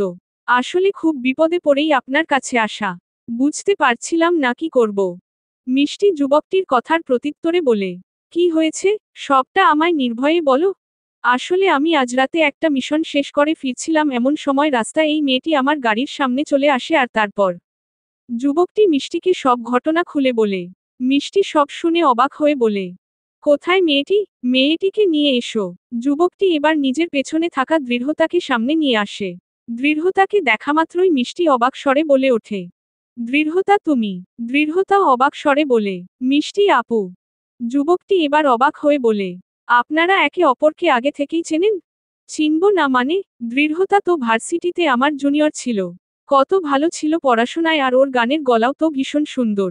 আমার সাথে ওর খুব ভালো সম্পর্ক ছিল। কিন্তু আমি ফ্রান্সে চলে যাবার পর থেকে ওর সাথে কোন যোগাযোগই ছিল না। আজ এতদিন পর ওকে দেখলাম, তাও এই অবস্থায়। দৃঢ়তা আবেগপ্রবণ হয়ে হঠাৎ মিষ্টিকে জড়িয়ে ধরে। মিষ্টি দৃঢ়তাকে নিজের বুকে আগলে নিয়ে বলে, কোন চিন্তা করো না, সবকিছু ঠিক হয়ে যাবে, আমি আছি তো। উনি বোধহয় খুব ভয় পেয়েছেন ভাবি, আপনি ওনাকে ভেতরে নিয়ে যান। তুমিও ভেতরে এসো ইউভান। মিষ্টির কথা শুনে দৃঢ়তা প্রথমবারের মতো জানতে পারল দেবদূত হয়ে যে ব্যক্তিটি আজ তাকে উদ্ধার করল তার নাম ইউভান। নামটা বেশ অদ্ভুত ঠেকল দৃঢ়তার কাছে। কারণ বাঙালি যুবকদের সাধারণত এমন নাম হয় না। এদিকে ইউভান আবারও একটা স্মিত হাসি দিয়ে বলল, আজ না অন্য একদিন, তাছাড়া এখন থেকে তো আমার এখানে আসা যাওয়া চলতেই থাকবে। কারণ আপনার কাছে যে আমার এক দায়িত্ব রেখে যাচ্ছি। যদিও জানি আপনি ওনার যথেষ্ট খেয়াল রাখবেন, তবুও অনুরোধ করছি, ওর খেয়াল রাখবেন।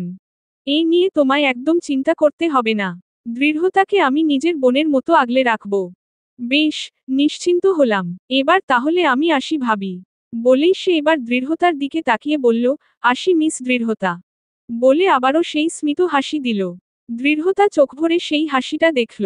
এই শ্যামপুরুষের হাসিতে যেন এক অদ্ভুত মায়া লুকিয়ে আছে। ইউভান আর দাঁড়ালো না। যেভাবে মুহূর্তের মধ্যে এসেছিল দৃঢ়তার সামনে, ঠিক সেভাবেই হাওয়া হয়ে গেল। মিষ্টি দৃঢ়তাকে বলল, জানো, ইউভান আমার স্বামী রাফসানের সাথে নেভিতে একসাথে জব করে। আমার স্বামীর জুনিয়রও। তবে ওদের সম্পর্ক দুই ভাইয়ের মতো। আমাকেও তো ও ভাবির মতোই দেখে। আমরা ফ্রান্স থেকে ফেরার পর মাত্র 2 বছর হলো আমাদের পরিচয়, অথচ এত জলদি কিভাবে আপন করে নিয়েছে। ভীষণ ভালো ছেলে ও। দৃঢ়তাও ইউভানের করা সাহায্যের কথা ভেবে বলে, আসলেই তাই। মনে মনে, জাবিরের মতো পুরুষ মানুষের যুগেও এমন স্নিগ্ধ পুরুষ তাহলে আছে পৃথিবীতে। দৃঢ়তা মিষ্টির পাশে বসেছিল। মিষ্টি তাকে নিজের জীবনের সব গল্প বলছিল, ফ্রান্সে নিজের কাটানো অভিজ্ঞতার বিবরণ দিচ্ছিল। দৃঢ়তাও একসময় তার জীবনের সমস্ত কষ্টের কথা বলতে থাকে। যা শুনে মিষ্টি হতবাক হয়ে যায়। দৃঢ়তার মতো এত ভালো একটা মেয়েকে যে এত কিছু সহ্য করতে হয়েছে তা মিষ্টির ধারণার বাইরে ছিল। সব শোনার পর মিষ্টি দৃঢ়তার কাঁধে হাত রেখে বলে, তুমি একদম চিন্তা করো না। যারা তোমার সাথে অন্যায় করেছে তারা তাদের সেই অন্যায়ের শাস্তি একদিন না একদিন ঠিকই পাবে। এসব কথা বলতে বলতেই রাত পেরিয়ে যায়। সকাল হতেই মিষ্টি বলে ওঠে, ওহ, রাফার আবার স্কুলে যাওয়ার সময় হয়ে গেল। আমি তো বুঝতেই পারলাম না। তুমি যাও, ঘুমিয়ে পড়ো। আচ্ছা আপু। বলেই মিষ্টি কিচেনের দিকে চলে যায়। আর দৃঢ়তা গেস্টরুমের দিকে, বিছানায় শুয়ে পড়তেই তার ঘুম পেয়ে যায়। আর নিজেদের জীবনের দুঃখগুলোর স্মৃতিচারণ করতে করতে ঘুমিয়ে পড়ে। এদিকে মিষ্টি কিচেনে গিয়ে রান্না করতে করতে ভাবে, আমার জীবনেও তো এক সময় কত কষ্ট ছিল। রাফসানকে ছাড়া কত দিন থাকতে হয়েছে। নিজের মেয়েটাকেও একা মানুষ করতে হয়েছে। তবে সেসব কষ্টের দিন অতিক্রম করে আজ আমি অনেকটাই সুখী হতে পেরেছি। আশা করি ধৃতাও এভাবে এক সময় না এক সময় সুখের দেখা পাবে। তবে তার জন্য ওর জীবনে একজন ভালো মানুষ আসা দরকার, যে নিজের সবটা দিয়ে ওকে আগলে রাখবে। জাবিরের কাছ থেকে ও যতটা কষ্ট পেয়েছে সব কষ্ট দূর করে দেবে এমন কেউ। মিষ্টির ভাবনার মাঝেই তার স্বামী রাফসান হঠাৎ পেছনে থেকে এসে তাকে জড়িয়ে ধরে। মিষ্টি বলে ওঠে, তুমি আর শোধরালে না, আর শোধরাতেও চাই না। দুজনেই হেসে ওঠে। ইউভান গাড়ি চালাতে চালাতে হঠাৎ করে দৃঢ়তার ভাবনায় হারিয়ে যায়। তার চোখের সামনে দৃঢ়তার ভীত ভীত মুখশ্রী ভেসে ওঠে।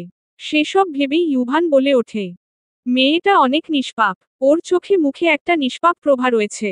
আজকালকার যুগেও এত নিষ্পাপ মেয়ে হয়? আমার তা জানা ছিল না। ইউভান হঠাৎ নিজের জীবনের ব্যাপারে ভাবে।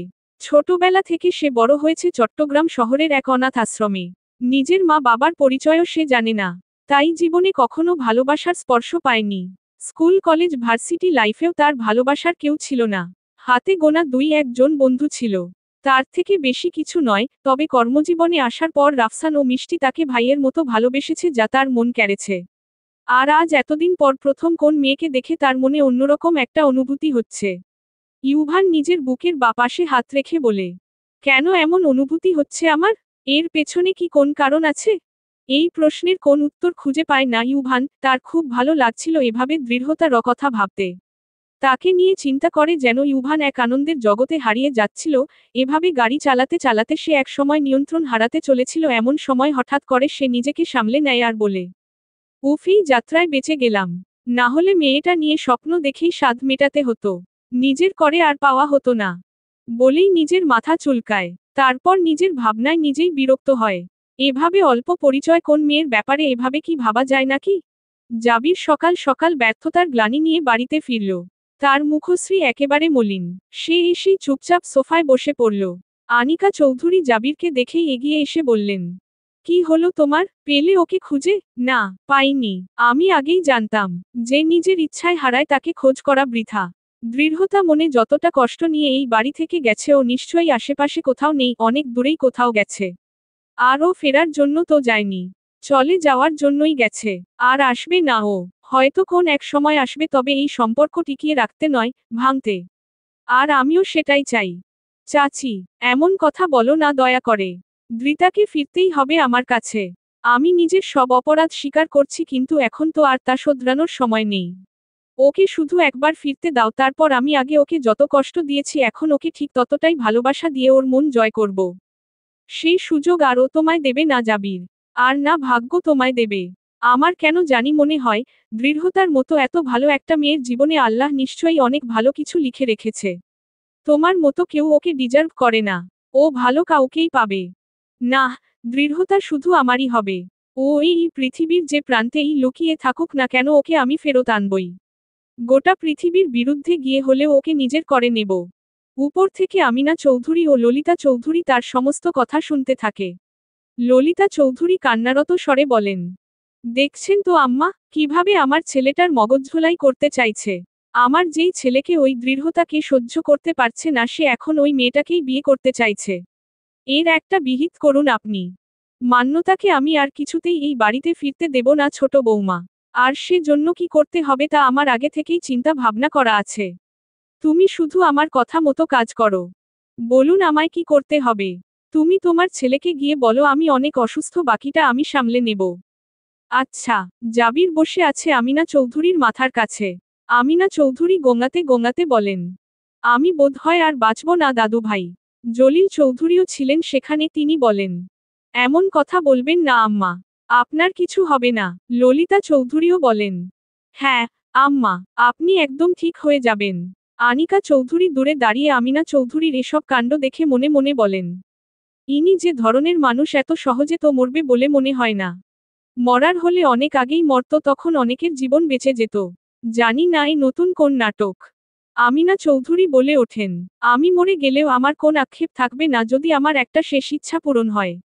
আমার অনেক দিনের পুরাতন বান্ধবী গুলশেনারার একমাত্র ছেলে আবিরের একমাত্র মেয়ে মোহনা। মেয়েটা অনেক ভালো, লন্ডনে পড়াশোনা করে। কিছু দিন আগেই লন্ডন থেকে ফিরেছে, ভীষণ ভালো মেয়ে। আমার আর আমার বান্ধবীর আগে থেকেই ইচ্ছা ছিল আমাদের নাতি নাতনির বিয়ে দেব। কিন্তু জাবিরের মান্যতাকে পছন্দ ছিল তাই। কিন্তু এখন যখন বিয়েটা হয়নি, তখন আমি চাই মোহনার সাথেই জাবিরের বিয়ে হোক। না হলে যে আমি নিজের বান্ধবীকে দেয়া কথা রাখতে পারবো না। জাবির বলে ওঠে, এটা সম্ভব না, এটা আমার শেষ ইচ্ছা জাবির। তুমি যদি আমার কথা না রাখো তো আমি খাওয়া দাওয়া সব বন্ধ করে দেব আর দুদিন পর এমনিই মরব। দাদি, তুমি আমায় ব্ল্যাকমেইল করছো। ললিতা চৌধুরী বলেন, চুপচাপ রাজি হ, না হলে তোর দাদির মৃত্যুর জন্য তুই দায়ী হবি। জলিল চৌধুরীও জাবিরকে ফোর্স করতে থাকেন। জাবির তাই এক সময় রাজি হয়ে বলে, বেশ, আমি তোমার পছন্দের মেয়ে মোহনাকেই বিয়ে করব দাদি। তুমি সুস্থ হও শুধু। দৃঢ়তা রাফাকে কোলে নিয়ে বসে আছে। মেয়েটা অনেক মিষ্টি আর দৃঢ়তার সাথে বেশ ভাব জমে গেছে। মিষ্টি দৃঢ়তাকে রাফসানের সাথে পরিচয় করিয়ে দিয়ে বলে, এই দেখো দৃঢ়তা, যার কথা তোমাকে বলেছিলাম একদিন। কাল তো ও ঘুমাচ্ছিল তাই তোমার সাথে আর দেখা হয়নি। জানো, মেয়েটার জীবনে না অনেক কষ্ট। রাফসান দৃঢ়তার উদ্দেশ্যে বলে, তোমার ব্যাপারে তোমার মিষ্টি আপুর কাছে অনেক কিছুই শুনেছি। শোনো, তোমায় কিন্তু নিজের নামের মতো দৃঢ় হতে হবে, নিজেকে শক্ত করার চেষ্টা করো। আর চাইলে মিষ্টির কাছে ট্রেনিং নিতে পারো। ও তোমায় একদম শক্ত হতে শিখিয়ে দেবে। ফ্রান্সে থাকতেও যা ফাইট করেছে না, আর ভীষণ জেদি, তেজিও ছিল। হয়েছে, হয়েছে, এসব আর বলতে হবে না। দৃঢ়তা, তুমি তো এখনো কিছু খাওনি, যাও ফ্রেশ হয়ে এসো। আমি তোমার জন্য কিছু বানিয়ে আনছি। দৃঢ়তা মাথা নাড়ায়। অতঃপর মিষ্টি রাফাকে নিজের কোলে নিয়ে বলে, আন্টিকে যেতে দাও, আন্টি এখন ব্রেকফাস্ট করবে। রাফাও ভদ্রমেয়ের মতো বলে, ওকেই। দৃঢ়তা উঠে দাঁড়ায়। অতঃপর ফ্রেশ হয়ে যায়। পিছন ফিরে তাকিয়ে দেখে রাফাকে নিয়ে মিষ্টি ও রাফসান কতটা আনন্দ করছে, একে অপরের সাথে কতটা খুশি। তাদের দেখে মিষ্টি একই সাথে আনন্দ পায়, আবার তার বুক চিরে দীর্ঘশ্বাসও বের হয়। দৃঢ়তা আনমনে বলে, আমিও তো এভাবেই সুখী হতে পারতাম, যদি মিস্টার জাবির। না, এসব কেন ভাবছি আমি? উনি নিশ্চয়ই এখন মান্যতা আপুর সাথে অনেক সুখী আছেন। ওনার সুখে আমার নজর না লাগুক। আমি একাই ভালো আছি, এভাবেই নিজেকে গড়ে নিতে হবে আমায়। বলেই দৃঢ়তা সামনের দিকে এগিয়ে যায়। জাবির মন ভার করে বসে আছে বিয়ের আসরে। বেশ ছিমছাম ভাবেই বিয়ের আয়োজন করেছেন আমিনা চৌধুরী। কারণ তিনি আর লোক হাসাতে চাননি। মোহনার বাবাকে সামলানোর জন্য বলেছেন, তিনি অনাড়ম্বর ভাবেই বিয়েটা দিতে চান। মোহনার বাবাও এতে নারাজ হননি। আমিনা চৌধুরীর খুশি আজ আর ধরে না। সমস্ত অসুস্থতার নাটক যেন আজ শেষ। ললিতা চৌধুরীও আজ ভীষণ খুশি। তিনি আমিনা চৌধুরীর পাশে দাঁড়িয়ে বলেন, দেখছেন আম্মা, এতদিনে আমার ছেলেটা একজন যোগ্য জীবনসঙ্গী পেতে চলেছে। ওই দৃঢ়তা বা মান্যতা কেউই আমার ছেলের যোগ্য ছিল না, মোহনাই আমার যোগ্য বৌমা হবে। আমিনা চৌধুরীও মাথা উঁচু করে বলেন, ঠিক বলেছ তুমি, আমার পছন্দের মেয়েই এই বাড়ির সেরা বৌমা হয়। যেমন তুমি, আর যাদের আমি পছন্দ করি না তারা। বলেই তিনি কিছুটা দূরে দাঁড়িয়ে থাকা আনিকা চৌধুরীর দিকে তাকিয়ে বলেন, তারা জীবনে কখনো সুখ পায় না, আর কারো কারো তো সুখ পাওয়ার জন্য জীবনটাও অবশিষ্ট থাকে না। মোহনা বিয়ের আসরে বসে জাবিরের দিকেই তাকিয়ে আছে। ছেলেটাকে ভীষণ অন্যমনস্ক লাগছে। অবশ্য মোহনার নিজেরও ভীষণ অস্বস্তি হচ্ছে। এভাবে হঠাৎ করে যে অচেনা একজনকে বিয়ে করতে হবে সেটা তার কল্পনাতেও আসেনি। সবটাই মূলত তার বাবার জন্য। মোহনার বড় বোন লন্ডনের একজন স্থানীয় খ্রিস্টান ছেলের সাথে পালিয়ে গিয়ে বিয়ে করে, যার ফলে মোহনার বাবা ভীষণ রাগ করেন। মোহনা যখন অনেক ছোট ছিল তখন তার মা মারা যায়, তারপর বাবাই তাদের দুই বোনকে মানুষ করেছে। মোহনার বড় বোন আর মোহনা দুজনেই লন্ডনে বাবার অনেক ভালোবাসায় আধুনিক ও স্বাধীনচেতা ভাবে বড় হয়েছে। কিন্তু সেই অতিরিক্ত স্বাধীনতাই যেন তাদের জীবনে কাল হলো। মোহনার বোন যেদিন ওই খ্রিস্টান ছেলেটিকে বিয়ে করে সেদিনই মোহনার বাবার হার্ট অ্যাটাক হয়। তিনি ভীষণ আফসোস করতে থাকেন মেয়েদের এতটা স্বাধীনতা দেওয়ার জন্য। যার ফলে তিনি সিদ্ধান্ত নেন, তিনি এই ঘটনার পুনরাবৃত্তি আর হতে দেবেন না। আর সেজন্যই তড়িঘড়ি করে মোহনাকে নিয়ে দেশে চলে আসেন আর মোহনার বিয়ে ঠিক করেন। মোহনাও নিজের বাবার শারীরিক অবস্থার কথা চিন্তা করে আর না করেনি। খুব তাড়াহুড়ো করেই তার আর জাবিরের বিয়ে ঠিক হলো এবং দিনকয়েকের মাঝেই বিয়েও ঠিক হয়ে গেল। মোহনা বা জাবির কেউই একে অপরকে চেনার বা জানার কোন সুযোগ পেল না। যদিও মোহনার বাবা তাকে বলেছেন, তাদের সময় নাকি এভাবেই বিয়ে হতো। মোহনার তখন খুব বলতে ইচ্ছা করছিল যে এখন তো যুগ পাল্টেছে। কিন্তু মোহনা জানত সে এমনটা বললেই তার বাবা তার বোনের ঘটনাটা নিয়ে খোঁটা দিত। তাই মোহনাও আর কিছু বলেনি। মোহনার বাবার মনেও একটা দুশ্চিন্তা ছিল যে তার বোনের ব্যাপারটা জানাজানি হলে হয়তো চৌধুরী পরিবারের মতো এত ভালো পরিবারে মোহনার আর বিয়ে হবে না। কিন্তু তিনি তো আর জানতেন না যে, চৌধুরী পরিবারের ছেলে জাবিরের জীবনে আরও কত বড় কেচ্ছা আছে। কবুল, এই 3 বর্ণের শব্দটা উচ্চারণ করেই মোহনা ও জাবিরের বিয়ে সম্পন্ন হল। মোহনা লক্ষ্য করল জাবির বেশ অন্যমনস্ক হয়ে কবুল বলল। যেন এই বিয়েটায় সে মন থেকে খুশি নয়। বিয়েটা হওয়ার পর যখন বড়দের সাথে কুশলাদি বিনিময় করা হলো তখনও পুরো সময়টা জাবির নির্জীব ছিল। এসব দেখে মোহনার বুক চিরে দীর্ঘশ্বাস বের হলো। তাহলে কি বোনের করা ভুলের শাস্তি দিতে গিয়ে মোহনার বাবা তাকে কোন এক নরকের দিকে ঠেলে দিল? দৃঢ়তা খাবার খেয়ে সবেমাত্র বেকনিতে এসে দাঁড়িয়েছিল, এমন সময় কারো উপস্থিতি উপলব্ধি করে পেছনে ফিরে তাকায়। ইউভানকে দেখে খানিকটা অবাক হয়ে বলে, আপনি? ইউভান দৃঢ়তার দিকে এগিয়ে এসে বলে, আপনার খোঁজ নিতে এলাম। আপনি ঠিক আছেন তো? জি, মৃদুস্বরে বলে দৃঢ়তা আবার দৃষ্টি ফিরিয়ে নিল। ইউভান দৃঢ়তার পাশে এসে দাঁড়িয়ে বলল, আপনার চোখের দিকে তাকালেই কেন জানি মনে হয় আপনি এই দুচোখে হাজারো কষ্ট লুকিয়ে রেখেছেন। দৃঢ়তা বলে, সকল মানুষেরই জীবনে কষ্ট আছে। এ আর নতুন কি, সবার জীবনেই অপূর্ণতা আছে। ঠিক বলেছেন। জানেন, আমি নিজেও একটা অনাথ আশ্রমে বড় হয়েছি। নিজের জীবনে কখনো পরিবারের ভালোবাসা পাইনি, তাই অপূর্ণতার যন্ত্রণা আমার থেকে ভালো আর কে বুঝবে। দুঃখিত, আমি আপনাকে কষ্ট দিতে চাইনি। ব্যাপার না। জানেন, আমি যখন 4-5 বছরের ছিলাম আমার মা বাবাও তখন এক দুর্ঘটনায় আমায় একা ফেলে রেখে চলে যায়। তবে আমার ভাগ্য একটু ভালো ছিল, আমার এক চাচী ছিল যিনি কখনো আমায় মায়ের অভাব বোধ করতে দেননি। তারা দুজন এভাবেই একসময় একে অপরের দুঃখবিলাস করতে করতে কখন যে একে অপরের মাঝে হারিয়ে যায় টেরই পায়নি। এর মধ্যে গগনজুড়ে হাহাকার শুরু হয়। বৃষ্টি পড়তে শুরু করে দেয়।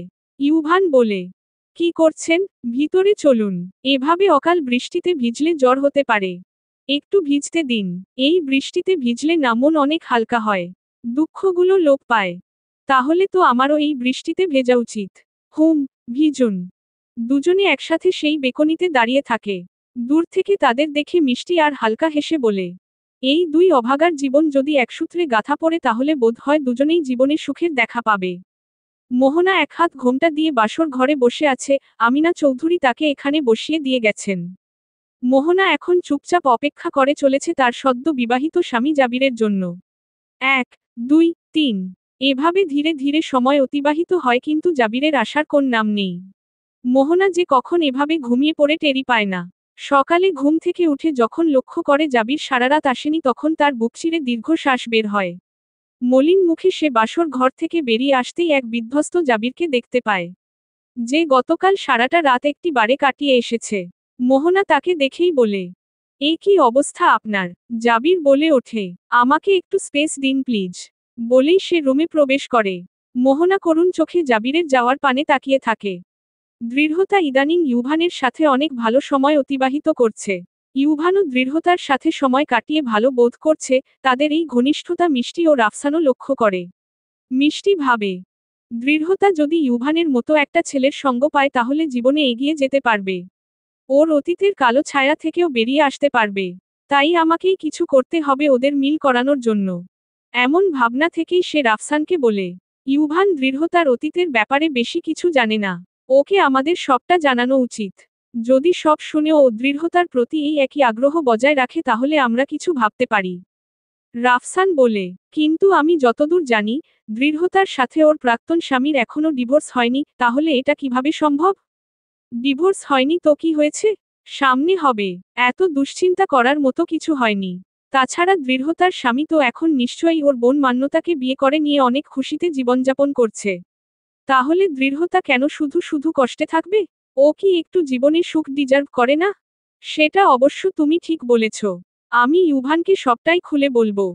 এদিকে দৃঢ়তা ও ইউভান আজকের প্রকৃতি নিয়ে গল্প করছিল, হঠাৎ কথায় কথায় ইউভান বলে ওঠে, আচ্ছা, আপনার জীবনে কি কখনো ভালোবাসা এসেছিল? কথাটা শোনামাত্রই দৃঢ়তার মুখে স্থবিরতা নেমে আসে। মনে পড়ে যায় অন্ধকারাচ্ছন্ন অতীত। তার চোখে অশ্রুবিন্দু জমে। ইউভান সেটা খেয়াল করে বিনীত স্বরে বলে, দুঃখিত, হয়তো আমার জন্য আপনার কোন বাজে অতীত মনে পড়ে গেল। দৃঢ়তা বলে, তেমন কিছু না, সবার জীবনে তো আর ভালোবাসা আসে না। কারো কারো জীবনে এমন কিছু আসে যা তার ভালো থাকাটাই নষ্ট করে দেয়। এমনি কিছু হয়েছিল আমার সাথেও।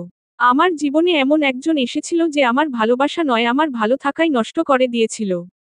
অতঃপর দৃঢ়তা তার জীবনের সমস্ত ঘটনা, জাবিরের সাথে তার বিয়ে, তারপর জাবিরের অত্যাচার, মান্যতার ফিরে আসা, দৃঢ়তার চলে আসা সব ঘটনাই বলে। সব শুনে ইউভান হতবাক হয়ে যায়। বলে, তার মানে আপনি বিবাহিত? হ্যাঁ, মিস্টার জাবিরের সাথে এখনো আমার ডিভোর্স হয়নি। তবে আমি সিদ্ধান্ত নিয়েছি, 6 মাস পর ফিরে গিয়ে ওনাকে ডিভোর্স দিব, তারপর নিজের নতুন জীবন শুরু করব। যে জীবন হবে আমার, শুধুই আমার। ইউভান হঠাৎ বলে ওঠে, সেই জীবনে কি আপনার কোন সঙ্গীর প্রয়োজন? ইউভানের কথা শুনে দৃঢ়তা অবাক চোখে তার দিকে তাকাতেই ইউভান হেসে বলে, যদি সঙ্গীর প্রয়োজন হয় আমাকে বলতে পারেন। আমি আপনার বন্ধু হয়ে আপনার পাশে থাকব। দৃঢ়তা কিছুই বলে না, তার কেমন একটা অস্বস্তি বোধ হয়, তাই সে স্থানত্যাগ করে। দৃঢ়তা যাওয়ার পরই রাফসান এসে ইউভানের কাঁধে হাত রাখে। জিজ্ঞেস করে, সবই তো শুনলে দৃঢ়তার মুখে। ওর জীবনের দুঃখের অতীতও জানলে, আমি আর তোমার ভাবি কিন্তু ওর প্রতি তোমার আগ্রহ লক্ষ্য করেছি। তুমি যে ওকে পছন্দ করতে শুরু করেছো তা তোমাকে দেখেই স্পষ্ট বোঝা যায়। এখন বলো, সবটা জানার পরও কি তুমি একইভাবে ওকে পছন্দ করো যেমনটা আগে করতে? ইউভান একটা দীর্ঘ শ্বাস ফেলে বলে, না। রাফসান ইউভানের উত্তর শুনে অবাক হয়। ইউভান বলে, আমি এখন দৃঢ়তাকে আগের থেকেও বেশি ভালোবাসি। যতদূর বুঝলাম, ওনার জীবনে সুখের বড়ই অভাব। এত সংগ্রাম করেও উনি নিজের না, অন্যের কথা ভেবেছেন। যেই বোন তাকে ঠকিয়েছেন সেই বোনের জন্য এত দূরে এসে বিপদে পড়লেন। এমন মেয়ে লাখে একটা থাকে, যেই লোকটা এত ভালো একটা মেয়ের মূল্য দিতে পারেনি তিনি নিঃসন্দেহে এই পৃথিবীর সবথেকে বড় অভাগা। কিন্তু আমি সেই ভুল করব না। উনি জীবনে যত দুঃখ পেয়েছেন সেই দুঃখ ভুলে আমি ওনার জীবনে একটু সুখের পরশ আনার চেষ্টা করব। ইউভানের উত্তর শুনে রাফসান প্রসন্ন হয়। মোহনা নিজের রুমে বসে আছে। তার আর জাবিরের বিয়ের 1 সপ্তাহেরও বেশি সময় অতিবাহিত হয়েছে। কিন্তু এই 1 সপ্তাহে জাবির এক মুহূর্তের জন্যেও তার দিকে ফিরেও তাকায়নি। তাকে সবসময় অবহেলা করেছে। প্রথম দিকে ধৈর্য ধরে থাকলেও মোহনা আর ধৈর্য ধরতে পারে না। সে এবার ঠিক করে নিয়েছে জাবিরকে জিজ্ঞাসাবাদ করবে। জানতে চাইবে এত অবহেলার কারণ কি। সেই উপলক্ষেই সে ঘরে বসে আছে। মোহনা বসে বসে জাবিরের কথাই ভাবছিল এমন সময় জাবির চলে আসে। জাবির আসতেই মোহনা বলে ওঠে, আপনি এসেছেন। আপনার জন্যই অপেক্ষা করছিলাম। আপনার সাথে আমার কিছু জরুরি কথা আছে। জাবির মোহনার কথায় কোন পাত্তা না দিয়েই নিজের ব্লেজার খুলে রেখে ওয়াশরুমে প্রবেশ করে। মোহনা ভীষণ অপমানিত বোধ করে। তার চোখে জল জমে। এমন সময় সে জাবিরের ব্লেজারটা হাতে নেয়। ব্লেজারের পকেটে একটা ছবি দেখেই সে হতবাক হয়। পকেট থেকে ছবিটা বের করেই দেখতে পায় একটা মেয়ে, দৃঢ়তার ছবি। যা দেখেই মোহনা বলে ওঠে, এই তাহলে সেই কারণ যার জন্য উনি আমায় এভাবে ইগনোর করছেন। ওনার অন্য একটা মেয়ের সাথে অ্যাফেয়ার চলছে। জাবির ওয়াশরুম থেকে বের হয়ে আসতেই মোহনা গিয়ে জাবিরের শার্টের কলার চেপে ধরে বলে, আপনার সাহস কি করে হয় আমাকে বিয়ে করে পরকিয়া করার? আমি এতদিন চুপ ছিলাম জন্য কি ভেবেছেন? আমি সব মুখ বুঝে মেনে নেব? আমি লন্ডনে বড় হয়েছি। আমি কি করতে পারি, সেই সম্পর্কে আপনার কোন আন্দাজ নেই। এতদিন আমার ভালো রূপ দেখেছেন, এবার খারাপ রূপ দেখবেন। এসব কি বলছেন আপনি? আমার কলার ছাড়ুন। ছাড়ব না। আগে বলুন এই মেয়েটাকে। জাবির মোহনার হাত থেকে ছবিটা কেড়ে নিয়ে বলে, আপনার ম্যানার্স নেই, এভাবে অন্যের জিনিস চেক করেন। ভাগ্যিস চেক করেছিলাম, না হলে তো কোন কিছুই জানতে পারতাম না। এর মধ্যেই এত সব চিৎকার চেঁচামেচি শুনে আনিকা চৌধুরী, আমিনা চৌধুরী, ললিতা চৌধুরী সবাই ছুটে আসেন। ললিতা চৌধুরী এসেই বলে ওঠেন, কি হয়েছে, এভাবে চেঁচাচ্ছ কেন তোমরা? মোহনা বলে ওঠে, কি হওয়া বাকি রেখেছে আপনার ছেলে? বিয়ের পর থেকেই আমাকে ইগনোর করে চলেছে। আর আজ আমি জানলাম উনি আমাকে ঠকাচ্ছেন। আমাকে বিয়ে করে বাইরের একটা মেয়ের সাথে। জাবির রাগী কণ্ঠে বলে ওঠে, চুপ করুন আপনি। দৃঢ়তা কোন বাইরের মেয়ে নয়। ও আমার স্ত্রী। জাবিরের কথাটা শুনে সবাই হতবাক হয়ে যায়। আমিনা চৌধুরী ঘামতে শুরু করেন। আনিকা চৌধুরী মনে মনে ভাবেন, এটা তো হওয়ারই ছিল। এবার দেখব আমিনা চৌধুরী কি করেন। মোহনা বলে, স্ত্রী মানে? তাহলে আমি কে? আপনি একটা বোঝা, যাকে আমার দাদি আমার গলায় ঝুলিয়ে দিয়েছে। আমিনা চৌধুরী এগিয়ে এসে বলেন, দাদু ভাই, এসব কি বলছো তুমি? চুপ করো। মোহনা তোমার স্ত্রী, ওকে তুমি বিয়ে করেছ। আগের কথা ভুলে যাও। কেন ভুলে যাব দাদি? আমি কিছু ভুলবো না। তুমি তো সেই সময় অভিনয় করে আমাকে মোহনাকে বিয়ে করতে বাধ্য করেছিলে, আজ সেটা আমার কাছে পানির মতো পরিষ্কার। কিন্তু এই বিয়েটা আমি মন থেকে করিনি। আমি এখন শুধু দৃঢ়তাকেই ভালোবাসি আর ওনাকেই নিজের স্ত্রী হিসেবে মানি, অন্য কাউকে নয়।